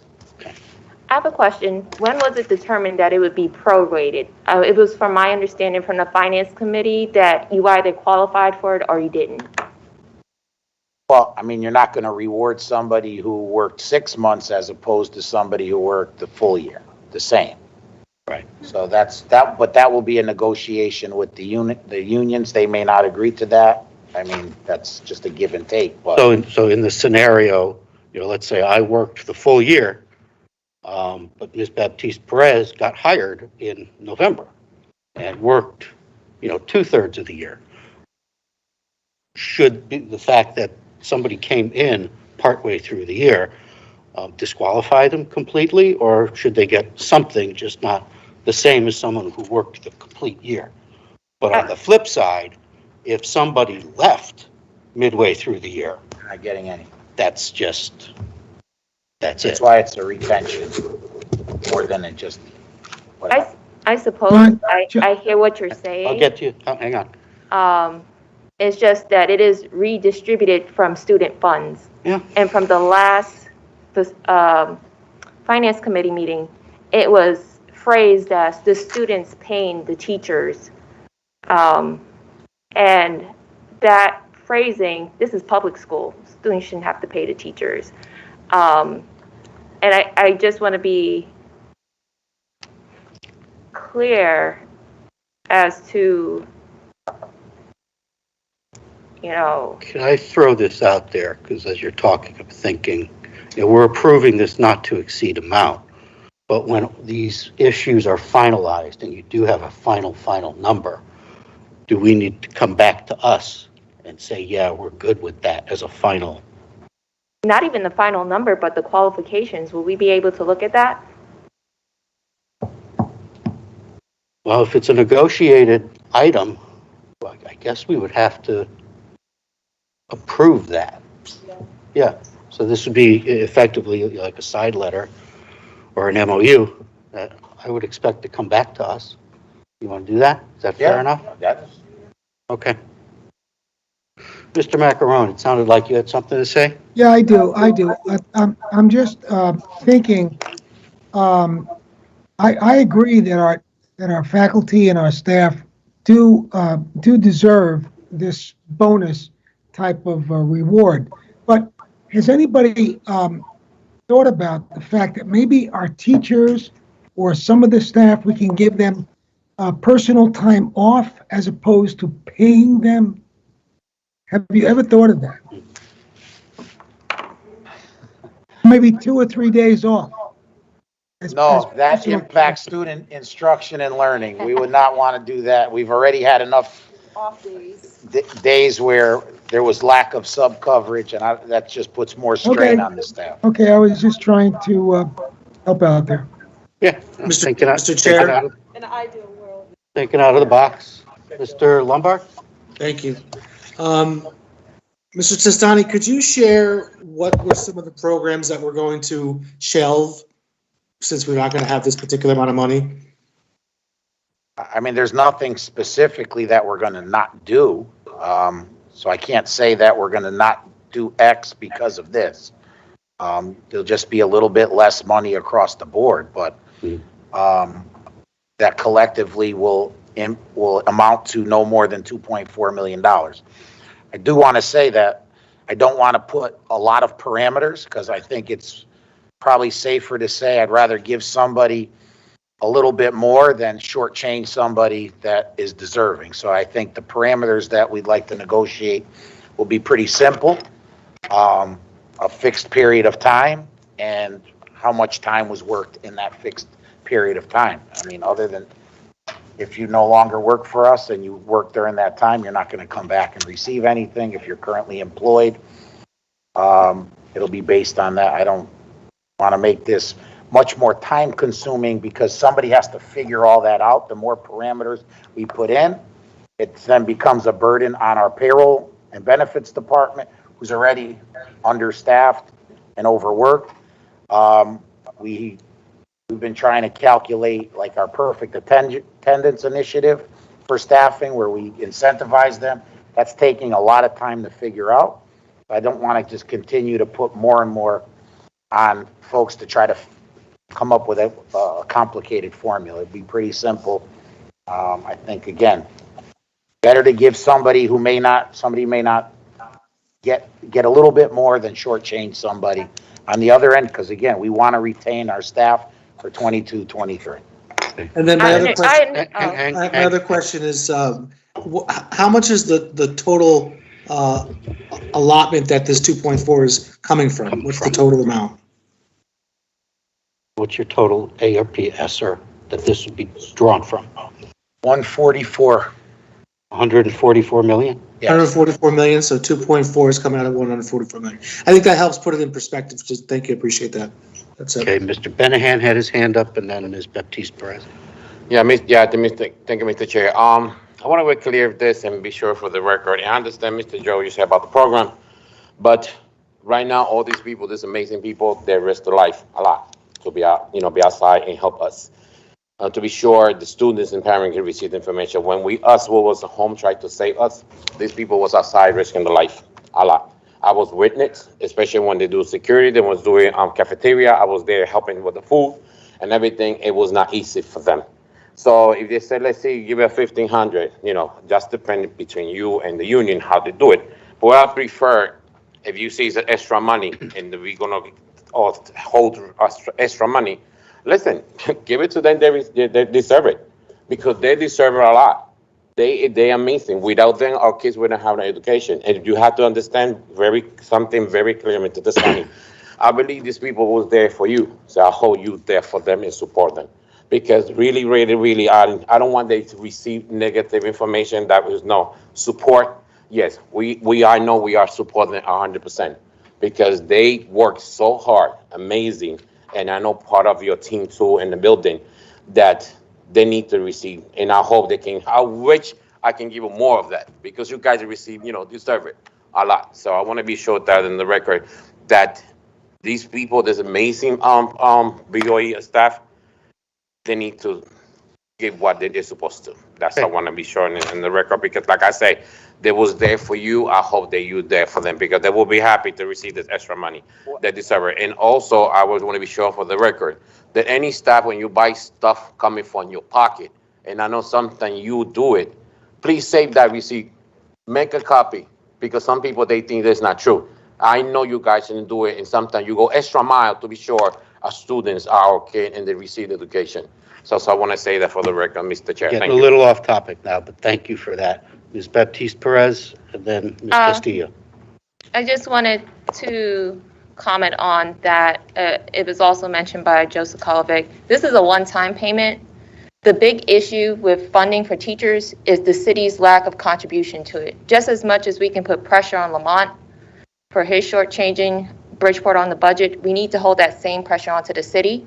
As the city just announced, I believe either this week or last week, they have a $9 million surplus.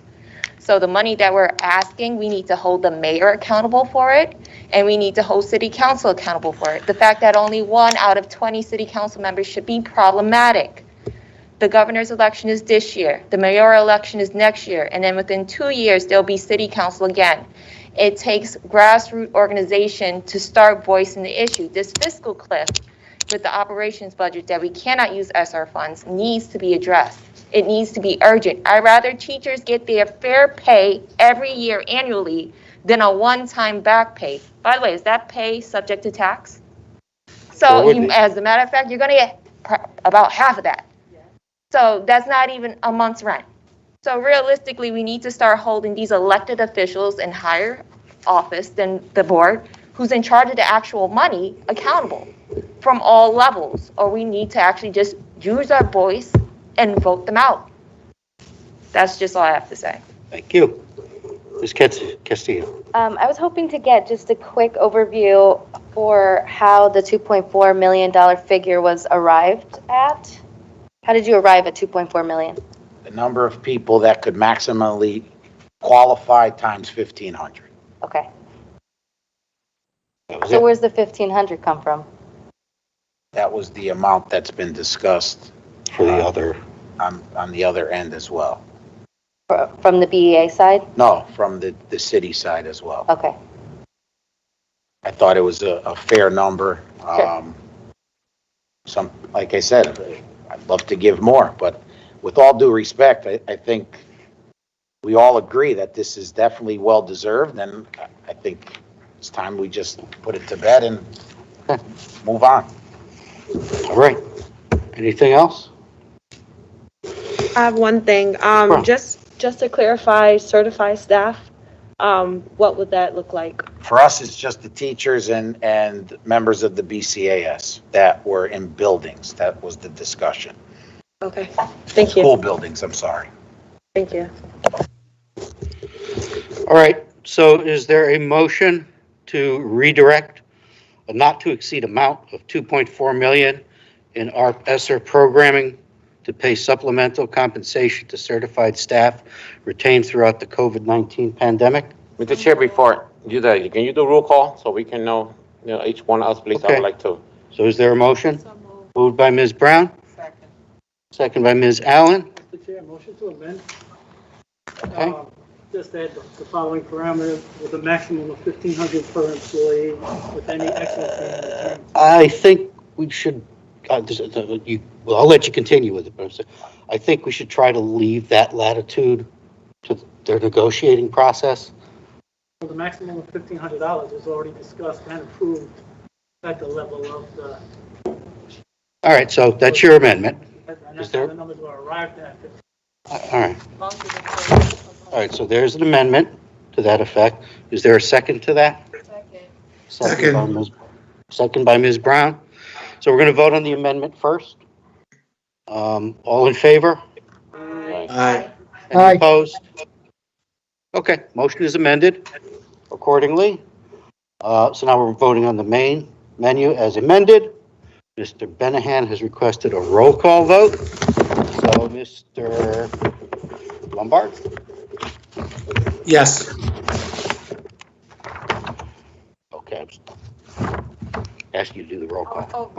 You do the Oh, I apologize. Mr. Lombard, I'm sorry. yes. John Weldon, yes. I Bobby apologize. Brown? Yes. Sybil Allen? Yes. Christine Baptiste Perez? Yes. Albert Benahan? Absolutely, yes. Erica Castillo? Is this the vote? Yes. I have to abstain due to a potential conflict of interest. I have a immediate family member that would benefit as a result of the vote, and I see that the board is quite capable of making the decision, so I'll abstain. Okay. Michael Macarone? Yes. Joseph Sokolovic? Yes. Motion carries. So I would expect when everything is finalized that this would come back for the final approval of the exact, Of the what MOU. was negotiated, the parameters and all that. Okay, thank you. Last on the agenda is discussion and possible action regarding in-school mask requirements. As everybody's probably aware by now, the statewide school-based mask mandate expires on February 28th. And subsequent to that date, the decision of whether to continue that or not falls to us. So I thought since we're a couple of weeks away from that, we should have that discussion and decide what we want to do. I'll turn it over to Mr. Testani. He's been in touch with other districts and what they're doing. We get the discussion going. Well, really, it's a matter of governor's executive order expires. It was extended until the 28th on the school mask mandate. It's now in local control, and school leaders and local boards on how they want to decide to move forward with this. It seems, there's a lot of emotion on both sides, whether we should remain in a mask mandate or whether we should make it parent option. And that's basically the extent of it. Some districts, most of the districts in our immediate area look like they are going to go with a parent option beginning on the 28th. I believe 28th of February. I believe from my last conversation, Stanford is extending it by 2 weeks to the 15th of March. And I'm not sure yet the other large municipality in our county of Norwalk has not made a final decision yet. So this is where we're at. At some point, we will need to move on from wearing masks or making it a mandatory thing. I don't know when that time is, but I do think that this is where we're going, and can't continue to wear masks forever in schools, in public schools. So at some point, we're going to need to make the decision on how we're going to proceed, if we're going to make it something that we just follow the governor's order and let it expire and make it parent choice.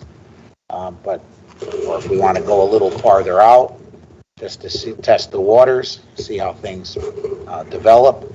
Right now, we're obviously in a great spot statewide, citywide as well. I can't give you the exact positivity rate by day. We get it in shifts of 2-week increments from the city. But for example, yesterday there was 24 new cases citywide of COVID-19. State positivity rate is now dipped below 4%. So I don't know what to tell you at this point, but either way, whatever decision is made, you're going to make a lot of people happy and a lot of people upset. Now, the one thing I will caution is that people will refer to vaccine rates amongst our students. that is where we're at. The number is low compared to other communities. I'm well aware of that. I think everyone is well aware of that. We can't mandate vaccines at this present time. That is not in our purview. And so I think we have to operate under the assumption that that number is not going to go much higher. At this present time, it could be impacted based on the decision that's made on the mask mandate. It may nudge some parents to change their minds in whether they're going to vaccinate their children or not. So, Okay. So the decision is basically one of two things. Let the mandate expire on the 28th and make it optional beyond that, or push it out to some other date that we feel is appropriate. So I'll just go around the table, let people say what they want to say. Mr. Chair? Yeah. I appreciate what the governor is trying to do, but I'm also keeping in mind for transition purposes. My suggestion would be that we continue for the rest of the school year and then start off in September, see where everything is. Only reason why I'm saying that is because this off and on is very confusing to our students, but also too, we don't know what other students' home life is like. I respect parent choice, but I'm also worried about the fact that if you have a kindergartner or another, first grade student see another student with their mask on, when their parents want their mask to be on, and they see another child without theirs on. So it may show a little confusion between, the different ages. So that's one thing that I would keep in mind. We can monitor the numbers, make sure it's at a decent rate, but I don't think we should be in a complete rush to remove it, only because we don't know what everyone's situation is at home, and you don't know who's taking care of who, and I just don't want that on us. And I think this is a tough decision for us to make anyway, but that's just my feelings on that. okay, we have a student rep that would like to chime in as well. Go ahead. Just from a student perspective, I agree with Ms. Brown. We should push it towards the new school year because we just got out of the big wave. Literally. I know I did, but I'm sure everybody pretty much did, or somebody they knew had COVID during our winter break. It's only February. We just got out of that. People are still having symptoms. And I just feel like we shouldn't rush this. And masks aren't causing a problem in school anyways. So what's the point in not getting rid of them? See how bad I feel like after we go on spring break, things are going to uptick again. So why remove them when we're going to have to bring them right back? I think we should just wait till after the summer, because hopefully we get more information like vaccines, and wait till the younger kids can get boosters because they were just eligible for that. So wait to people, if they of course want to get vaccinated and have that opportunity. But I think just from a student perspective, we should push it. Okay. Ms. Kolovich, you appear to be in agreement. I saw your head nodding. Yes. I think this is a decision that definitely should not be made on emotions. It should be made on metrics. I propose that we do something similar with the reopening committee. We keep masks in place till the summer. We don't even know if we say today to mask until the summer if the virus is going to have a resurgence in September or what have you. I say we put together a committee made up of maybe a board member, union representation, parent representation, to discuss the parameters where we do remove the mask. Because back in the day, it was herd immunity, double mask can keep you protected. And if we make that decision because 50 people show up at a Board of Education meeting fighting for parent choice, I'm all for parent choice too. I'm all for parents' rights. My son goes to this school. I want my son to have his rights, but my son does not have the right to make his teacher sick. Okay. Our teachers are in these classrooms with 30 kids in a packed space. So I think this is something that teachers should be able to weigh in, the board should be able to weigh in, and the parents should be able to weigh in and have a conversation and arrive at some sort of metric where we remove the mask mandate. But we can't consider, let's just do it June 26th, and then September 1st, we have a 10% COVID rate and we got to reinstitute. Okay. That's fine. I just think then that we all need to start pushing more of our families to vaccinate our children. And that's unfortunate, but at some point, we have, the high school numbers are much higher than our elementary, middle school numbers, because that drives the number up in the community. But, there are going to be students and families that are going to want to remove the mask from their children. And unfortunately, they have to be heard as well. I have a I'm comment. going to move over to this side of the room, so we don't dominate. Ms. Baptiste-Perez? As far as I'm aware, there's no changes in the CDC guidelines regarding masks. So I am in agreement, at least for consistency. It's good to hear from a student perspective that, at least a high school student perspective, that the masks aren't disrupting the classrooms compared to other articles that are out there. Nothing's changed from the CDC. I think it's better for the students for the sake of consistency in the classroom and for the safety of our teachers, that for the time being, masks are still used in the class, are still used in the schools.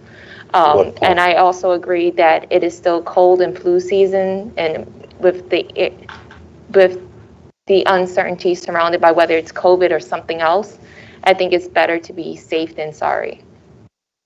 So you're in favor of continuing it past the 28th.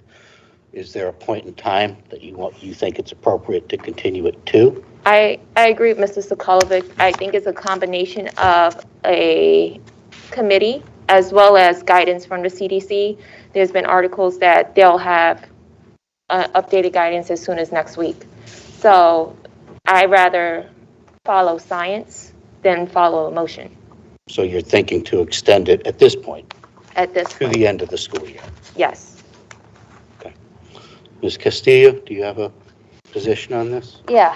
I am for removing the mask. I feel that we are not rushing. I think we've been in a pandemic for 2 years. And I think at some point we should start normalizing no longer using the mask. I do think that there has been a social emotional impact on our students for wearing the mask, especially our little ones. Data points to children not being major carriers or at risk, or it's like hard to say. They are at risk, but not as at risk as an adult might be in terms of transmission. And I think that in terms of the time that's appropriate, I know that we do have spring break coming up. There is the possibility that there could be an uptick there.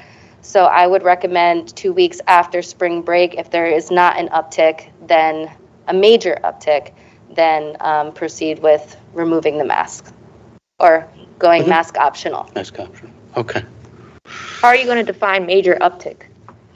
Well, right now the state's at less than 4%. So if we have an uptick like we just had with Omicron, that's obviously we should all say remain wearing masks. But if we're still in the ballpark of 3%, then I think we should remove them. So you're saying if we remain below 4%? Yes. But if we cross the 4% line, we should continue? Yeah. To the end of the school year. Okay. I have a comment.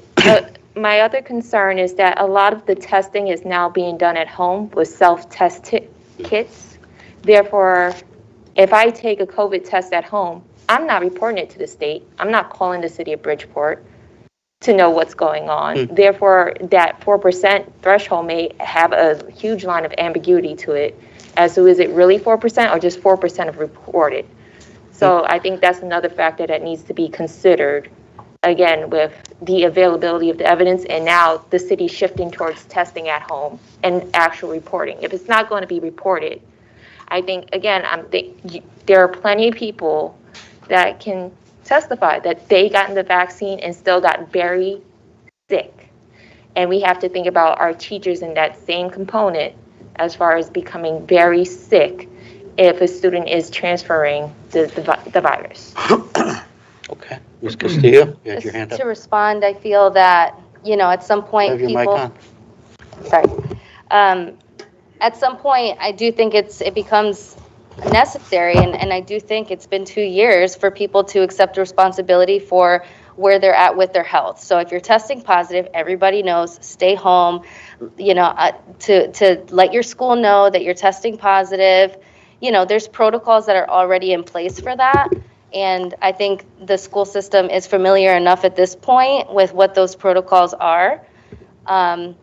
So regardless of whether or not they're reporting it to the state and the number changes, I feel that the public is familiar enough with what, if you're sick, stay home.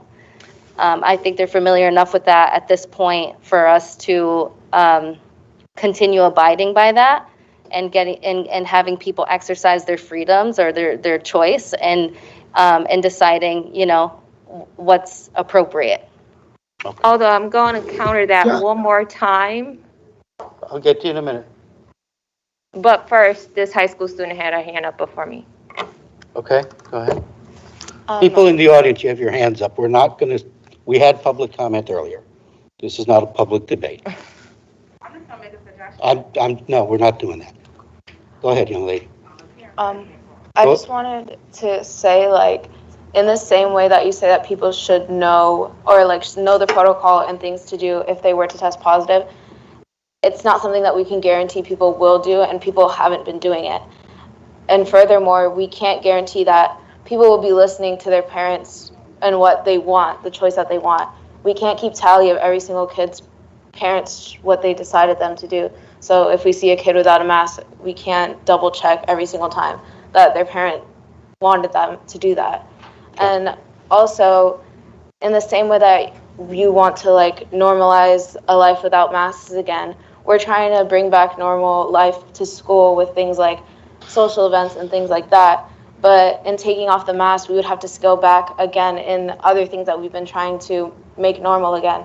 So in taking off our masks and getting rid of that protectiveness and that protection, we would have to scale back on other things that we've been trying to bring back if we wanted to keep everything safe, like we were saying. But if we were to have a change in wearing masks, there would have to be other changes that came with that to ensure safety of staff and students. And even though children may not be great carriers of COVID, that doesn't take into account the number of older staff members or staff members that are susceptible or at risk. Because I know that the majority of my teachers and things like that are of an older age, or they don't have the choice of coming to school or not coming to school, and wearing the mask is their protection. So I don't think it would be a good choice to just take off the masks, and just because it's something that we need to get socially used to again. Okay. You were going to say something, Ms. Baptiste Perez, and also Mr. Macaron. He's had his hand up. Yeah, I'm trying to think district specific, and part of the issues is we already have our schools flooded with substitute teachers. By following the protocols, and virtual learning is not necessarily an option right now in Bridgeport. So we're talking about having classrooms filled with more substitute teachers in case a teacher has COVID. I don't think that is the best option. And there's only but so many months left in the school year that I think, as the young lady had mentioned, removing the mask will come with additional other protocols that would have to scale back, that we have to think about. And we haven't put too much thought into that with removing it. So there is, I think, for the time being, there still needs to be a lot more thought put into removing the mask than being put into the governor's political choice in an election year. Okay. Mr. Macaron, you had something to say? Yeah, I do. And this is directed to Mr. Testani. Isn't it true that the city still has a mask mandate in public buildings? Do they? They currently do. That is going to be, from what I understand, lifted. There's a follow-up meeting regarding that February 22nd. They wanted to get a gauge on what's going to happen here in the schools, but I don't think that's going to impact what they do on the city municipal side. I'm just going to play devil's advocate here and take it for whatever it's worth. There's no assurance. I mean, I can assure students, one does not come with a punitive measure for students. So if the masks are optional, that will not impact any of the activities that are being offered to students. You're not going to lose anything. It would just be an optional. If you want to wear a mask, you wear it. If you don't, you don't. Right. But it wouldn't impact what we would offer you or allow you to participate in as a school district. How much thought was put into that aside from just hearing? How much what? How much thought was put into that? It would not be punitive, or would it impact students? I'm just going to say how much thought. I mean, since March 11th, the day before we canceled, my entire life has been spent on COVID-19 and making decisions that are best for 20,000 students and 3,000 staff members. So if you want to ask me how much thought's been placed into this, a whole heck of a lot of thought's been placed into this. I mean, at some point, we need to move on from this. Whenever you guys decide, if you decide it's at the end of the school year, it's tomorrow, well, obviously it can't be tomorrow, but to say that there hasn't been an impact, there certainly has been an impact on students wearing masks. Maybe not all students, but there has been an impact. And somebody mentioned an uptick after April break. Why would there be an uptick after April break if everyone is wearing masks and acting responsibly? Right. Because the neighbor in town is not wearing masks. Well, no, there was an uptick after Christmas. There was an uptick after Thanksgiving. How did that have an effect? How did the neighboring towns impact it? It's because outside of school, these things are not being worn. No, and I understand that, but I, like you, have to be concerned about the entire environment. And for the sake of at least consistency, it looks like we're not going to come to a decision tonight. And I think that's why Mr. Sokolovic's suggestion as a focus group, and maybe waiting to see what further data is provided by the CDC, because now we want to rely on science, would be appropriate. Okay. I agree. Do you have something to say, Mr. Lombard? I do. Thank you. I think what I want to say is, as with most things, there has to be compromise. There has to be common ground. And there's been so many logical things said tonight, and there's been one person speaking on one side, kind of on her own, but there's been a lot of logical things said on both sides. I do think it has to be based upon agreed upon metrics. And if that's something that's hashed out in a committee or where have you, something that's in alignment with CDC, something that's in alignment with the city of Bridgeport, something that makes sense to the BOE, I think it needs to be something that is agreed upon metrics. However, I do not agree that arbitrary date of the end of the school year needs to be anything other than arbitrary. You know, it could be something where we determine these metrics by some date in March or some date, you know, whatever it is, and once we've got them nailed down, we just immediately look at the stats, and if we're meeting it, drop it to optional. If we're not, then keep it in place. But to think that if we're meeting the metrics, agreed upon metrics, that we have to keep it in place just because the end of the school year kind of makes sense, is 4 months away, I don't think that that's very logical. So I am all for finding agreed metrics that were like, this makes sense. This makes sense with the CDC. This makes sense with what's happening. We agree to this, and then implementing it. And if that means that they stay in place, the mandate, until the end of the year or until September or what have you, so be it. But I do think it's important, and I'm definitely in agreement with Mr. Sokolovic on that point. I do think we need to feel comfortable that we're not arbitrarily or emotionally making a decision that doesn't need to be that way. Emotions are always going to be there. But so I agree. I support coming to some agreement and some metrics, but I don't support at the same time saying, and we'll wait at least till the end of the year. I think what we should do is pick a date, say we're going to have this decided by X date, and then we can make that call at that point in time. So that's my opinion on it. Thank you. I had kind of a similar thought, we could kind of compromise this and say, perhaps we're going to extend this to March 31st. And then in mid-March, we're going to revisit and see where things stand. And if we want to let it expire on March 31st, we let it expire. If numbers indicate, because this is a month from now, that nothing's really changing or there are upticks, then we can choose to kick it out another month and reevaluate in mid-April. And just keep doing that for the remaining 4 months of the year.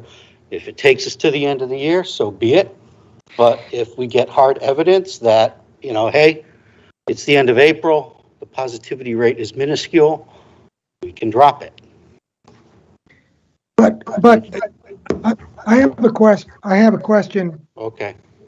What if we do this, if we extend it to March 31st, we're going to be asked by a lot of people, what evidence do we have us to do this, to extend this to March 31? So what's the answer to our question, to that question? Good question. Can I? I think it's just to say, I think it's us as a board of non-scientists coming up with some metrics. Like, we may have those numbers tomorrow, but it's just, we need to feel like, okay, this is black and white. This is what we're going by. And I think we're already at those numbers right now. But I think, we're already at that place. But I think we need to agree, these are the numbers, this is the baseline. This is not any one board member, any one parent, any one student. This is what it is. And if we're already there, then we're there.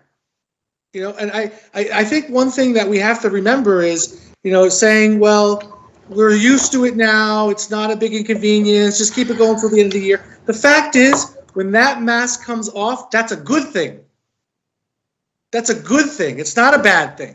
So if we can do it in March or April or May, any day earlier, if it's safe, is a good thing. So that's what I think about that. So we're gonna be the ones to say your mask could come off or your mask will stay on, but it doesn't matter what mom and dad say. Well, all right. We have a student. We have a student. I also think instead of having just you guys come to the final decision, get the actual teachers and students and parents' decision as well. Because no offense to you guys, but you guys aren't in the high schools or in the elementary schools, the middle schools. So you don't know firsthand how it's going. So I think Mr. Testani should have a roundtable with some parents, some students, some teachers from each of the schools, just to get their opinion on it, because you guys just see it from afar. You aren't in the actual schools itself, so you don't know what we're dealing with. You just see it from afar. That's just my opinion. Yeah, I was actually going to say the same thing, ouch. But as opposed to a round table, and maybe we could do round tables and top survey from the teachers, because that is the at-risk population that I don't want to be missing from the schools. I don't want to put another substitute in a position to get sick, and though I'm thinking of that group as well. So I think if we can have something like a round table and a survey from the teachers as to how they feel about that, I think that's important as well. Would you like to have some sort of a public hearing for the school community? Parents, teachers, students?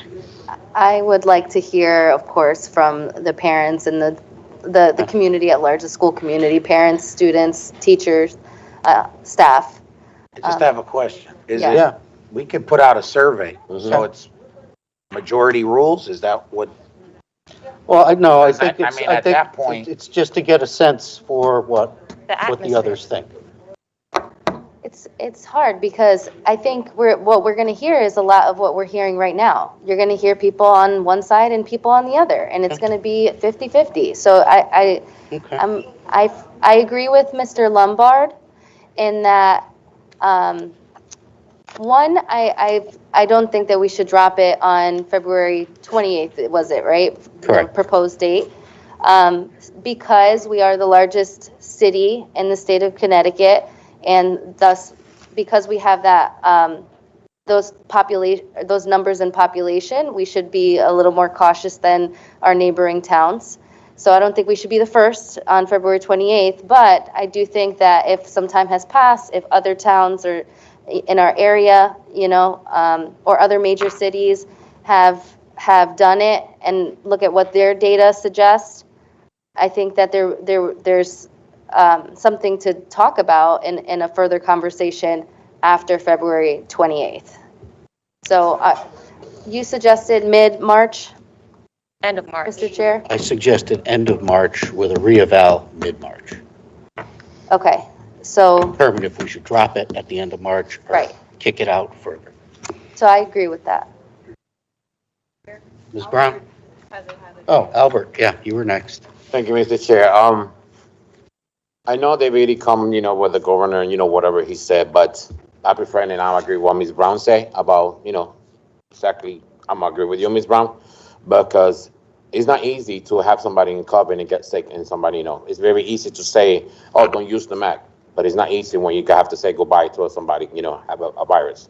Us as a board member, we have to protect our staff and our students to be sure they're okay, So whatever any other people, they say, oh, after February 28th, you can use it, when you use it, you want to, it's fine. Whatever the city is saying, it's different from us. But Mr. Testani, I prefer that our student and our staff, they are safe, and so like Ms. Brown say, I'm agree what she said after then come, because right now we're going on vacation.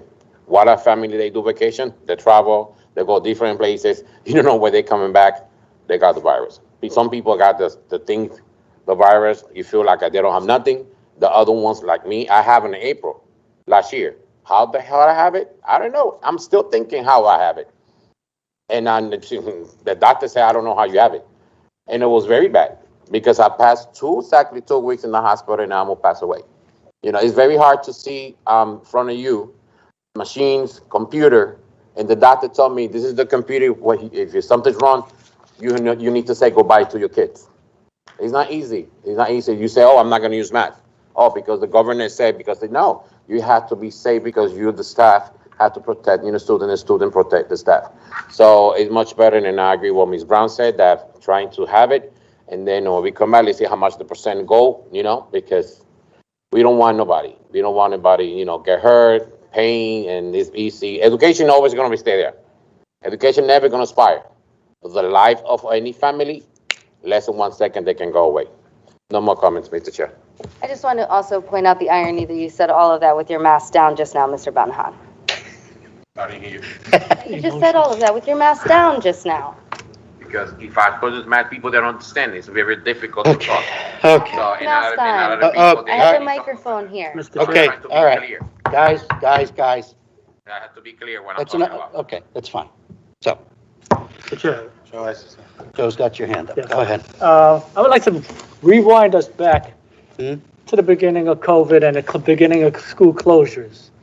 Before we reopened the schools in the midst of a pandemic, we sat down, BEA representatives, NAGE representatives, parent representatives, student representatives. We came together as a community and made a group decision in order to put our best foot forward and open the schools for our children. I believe we need to do this once again to come together. So in that vein, I would like to make a motion to form a committee comprised of union reps, student representatives, parent representatives, the BOE member, along with city health department representation to develop parameters for moving the mask mandate in Bridgeport Public Schools to report back after spring break. Okay. Second, third. Okay, third, fourth, fifth. Say third. Okay, seconded by Ms. Baptiste Perez. I'm going to propose an amendment to that as that is ongoing, that we initially extend the mask mandate to March 30th, while that committee develops the work to decide whether we should kick that deadline out further or not. But I think we need to have at least some kind of a date for when February 28th comes and goes. So I will make that amendment that we extend the mandate to March 30th, pending a recommendation to do otherwise by that committee. Would you consider altering the date until the first day back after spring break? What is that? When's spring break? That's Well, April. Starts April 15th and then goes through the following week, April. I mean, You want to say April 30th? Yeah, I think that'll give us more time to be more deliberate Okay. in our. Fine, April 30th. Is I'll there a second. second to that? Wait, that's an amendment to your To amendment? his motion. So he made a motion and you seconded it to create this committee. But you had made it a motion, you made a motion. I made a motion to amend this motion to also instill extending the mandate to April 30th while that committee does its work. I thought you said March I 30th. started it, and he said, he Yeah. suggested April 30th, so He I'm did. I'm I'm not saying even April gonna 30th. get into the rules, that's fine. Right, yeah, Okay. it wasn't So seconded. it's April 30th. That's my proposed amendment.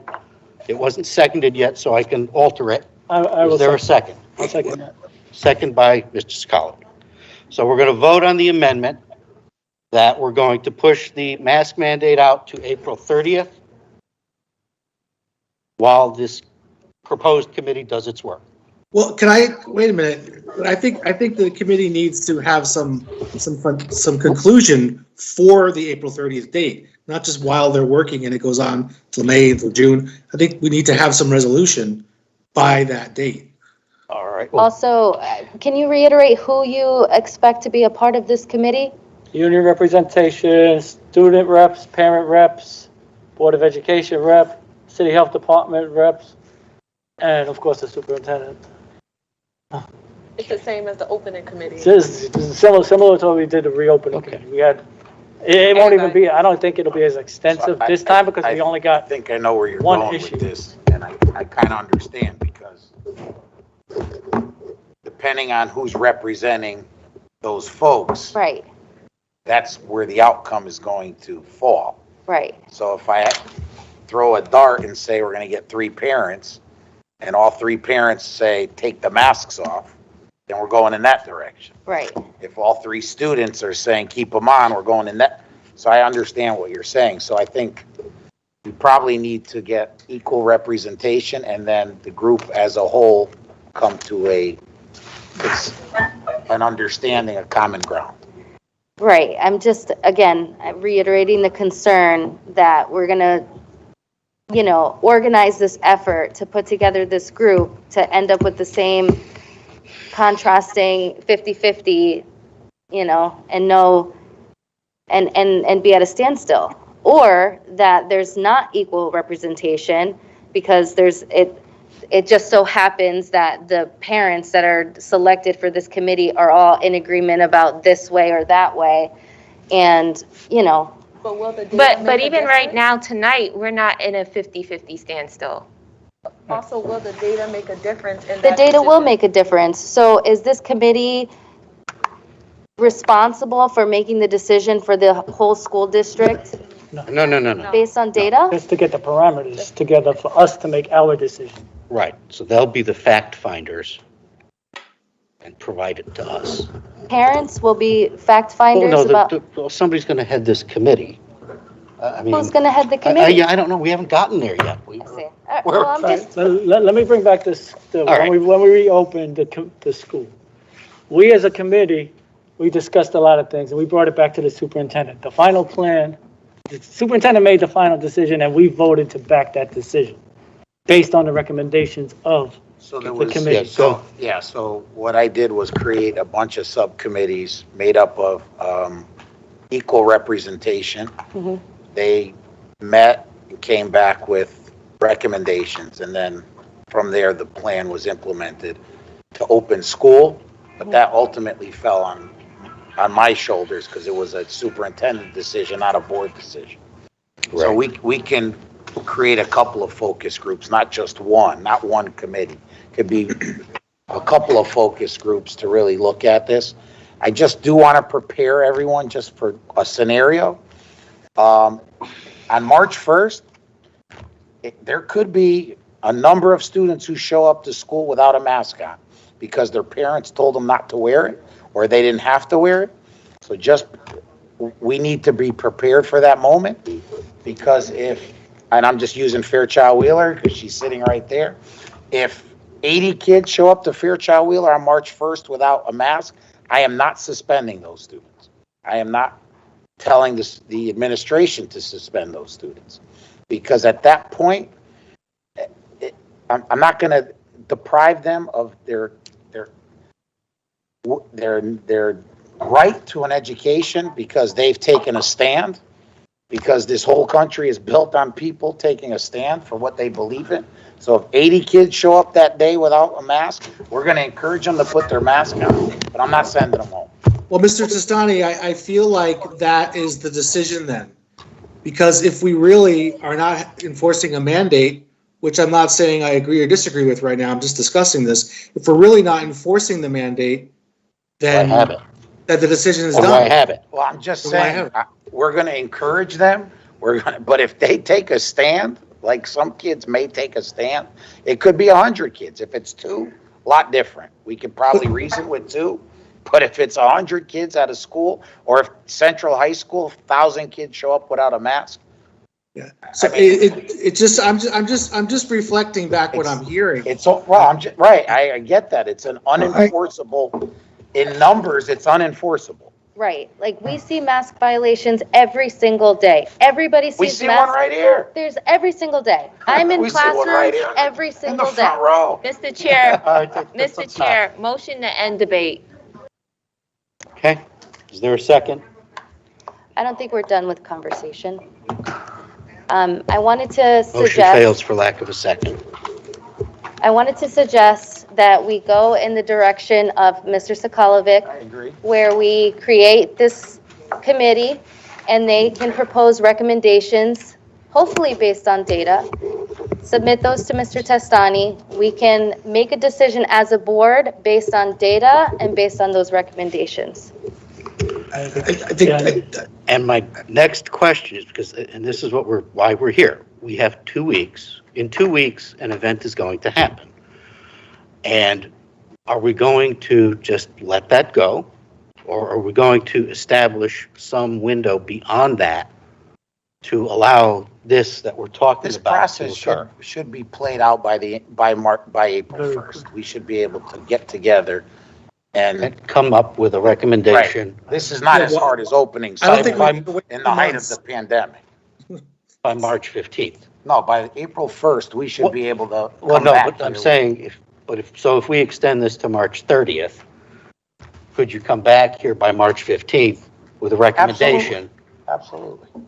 Okay, so here's what I'm Because going we have options to virtually meet now that we didn't have in the past. So this could be a lot more convenient for folks to participate in any discussions.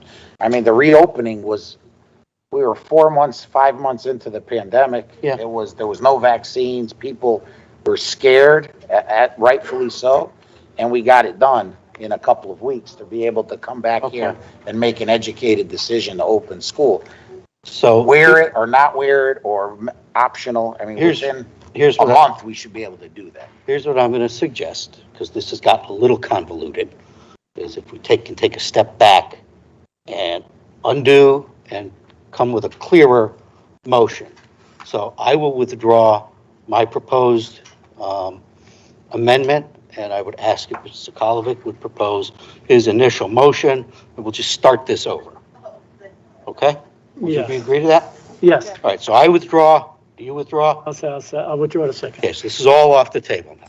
So now, I would seek a motion to extend the mask mandate to March 31st, and to create a committee comprised of parties as discussed here to develop a recommendation to be presented to this board on March 14th at its board meeting to allow us to make a decision on whether to extend the mandate beyond March 31st or to allow it to lapse.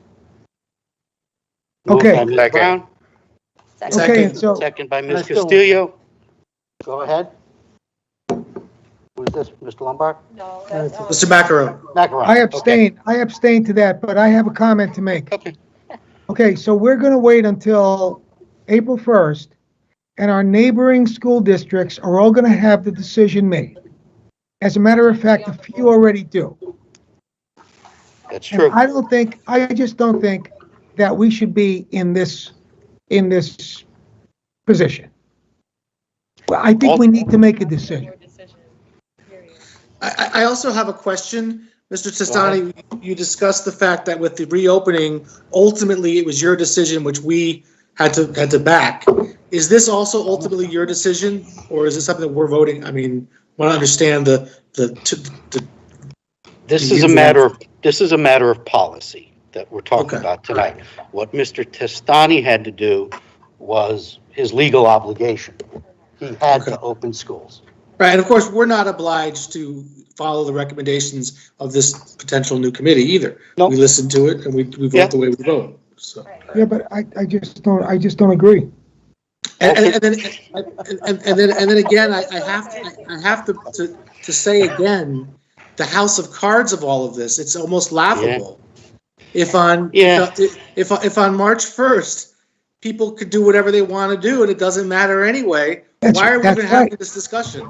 But That's I- right. I'm- That's so- Mr. Chair, so- I think it shows, for me, I'm looking at it as in good favor that we did put something together, that we didn't just rush to do anything. So I hear what you're saying, Mr. Lombard, but I think looking at it district-wise, we took an opportunity to revisit all avenues before making any drastic decision that can potentially affect our teachers and our students. I think that's what we're trying to do.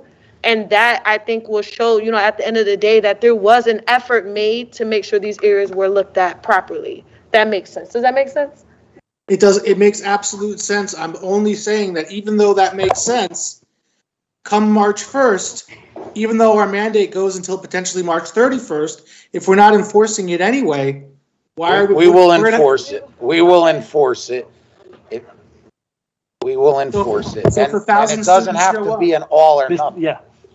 No, I Mr. mean, Chair? if those Phase it in as well. if those 1,000 students show up, like you said, 2 students or 1,000 students, we're gonna enforce it, okay. Absolutely. Okay. Mr. Chair.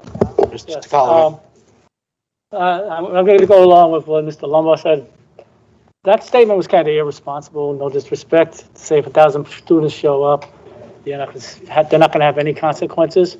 What would you do if 1,000 students show up to Central and 100 teachers walk out and they have no school to stay in? If this board passes a resolution or a rule, I They're expect you obligated as to- the superintendent yeah. to follow it, and so should the rest of the board. I just was playing, I'm not saying. Yeah, he was I'm playing just devil's giving- advocate. I'm He giving was- you all the yeah. scenarios that could happen because it's starting to happen in other places. And I just want you to understand. I mean, if you want, we'll suspend every child on March 1st. No, that's I not, wouldn't- that's yeah, not, I'm that's just- not I'm what I'm just saying. giving you the, I'm we just- will encourage them. 99% of the students will comply because they do comply, but you have to be prepared for everything. Because the parent may send them to school and say, do not wear your mask, whatever the consequences are, because we have parents out there that started today making phone calls knowing that this was going to be discussed tonight. I'm just giving you all the scenarios. I know it seems kind of harsh, but I have no dog in this fight. I don't believe in miscommunications by leaving things unsaid, so I just put it out there on the table, Okay. so. Anyway, there's a motion on the table, do we? Okay. Yeah, yes, it was.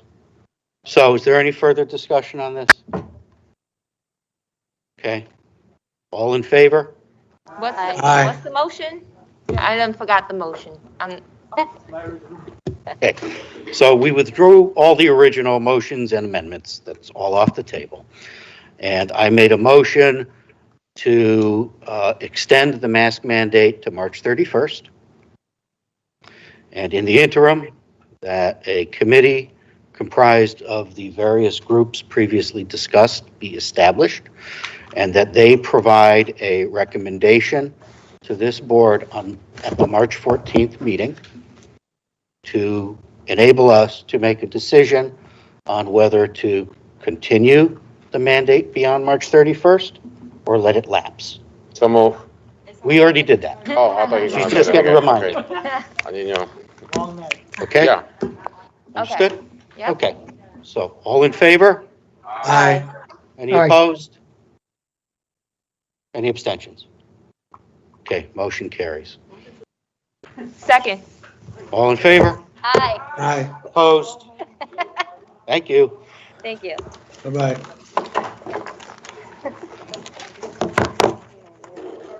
Good night.